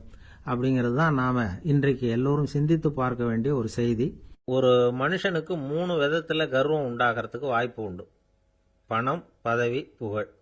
பணம் அதிகமாக வந்தால் கர்வம் வரலாம், பதவி பெருசாக வந்துட்டுதுன்னா கர்வம் வரலாம், புகழ் அதிகமாக போனாலும் கர்வம் வரலாம். இந்த 3 வகையான கர்வத்துக்கும் இடம் கொடுக்காம இருக்கிறாங்க பாருங்க, அவங்க தான் சிறந்த மனிதர்கள். ஒரு பெரிய பொறுப்பில் இருக்கிறவங்களுக்கு கர்வம் வந்துடக்கூடாது. அப்படி வந்துட்டுதுன்னா அது எல்லாருக்கும் இடைஞ்சல். ஒரு ராஜா இருந்தார். அவர் ஒரு நாள் தன்னுடைய தலைநகரத்தை சுற்றி வந்துகிட்டு இருந்தார். ஒரு இடத்துல ஒரு அழகான நிலத்தை பார்த்தார். ஆஹா, இந்த இடத்துல நமக்குன்னு ஒரு மாளிகையை கட்டினா எவ்வளவு நல்லா இருக்கும் அப்படின்னு நினைச்சார். ராஜா நினைச்சா அது முடியாத காரியமா? சரி, இந்த நிலம் யாருக்கு சொந்தம்னு விசாரிங்க அப்படின்னார் பக்கத்தில் இருந்தவங்க கிட்ட. அவங்கெல்லாம் ஓடி போய் விசாரிச்சாங்க. அந்த இடம் ஒரு வயசான கிழவிக்கு சொந்தம், வயசான அம்மாவுக்கு சொந்தமா. அந்த அம்மா தான் அதில் ஒரு குடிசையை போட்டு குடியிருந்துட்டு இருக்கிறாங்க. சரி, அந்த நிலத்துக்கு ஒரு விலையை நிர்ணயம் பண்ணி அதை அந்த வயசான அம்மா கிட்ட கொடுத்துருங்கோ அப்படின்னு உத்தரவு போட்டார் ராஜா. ஆனால் அந்த அம்மா, இது எங்கள் பூர்வீக இடம், இதை விற்க மாட்டேன் அப்படின்னு சொல்லிவிட்டுது. சரி, 2 பங்கு விலை கொடுக்குறோம்னு சொல்லி பாருங்க அப்படின்னாங்க. அப்படியே சொன்னாங்க அரண்மனை ஆட்கள். அதுக்கும் சம்மதிக்கலை அந்த அம்மா. இதை கேள்விப்பட்டதும் ராஜாவுக்கு கோபம் வந்துட்டுது. தன்னுடைய ஆளுங்களை கூப்பிட்டார். போய் அந்த குடிசையை பிரிச்சு எறிங்க, காசெல்லாம் ஒன்றும் கொடுக்காதீங்க அப்படின்னு கத்தினார். அவ்வளவுதான். அடுத்த நிமிஷம் அரண்மனை ஆசாமிகள் போனாங்க, குடிசையை பிரித்து எரிஞ்சாங்க. அந்த வயசான அம்மா இருக்கு, அதுவும் அந்த இடத்த விட்டு துரத்தி விட்டாங்க. அந்த இடத்துல ஒரு அரச மாளிகையை கட்டி முடிச்சுட்டாங்க.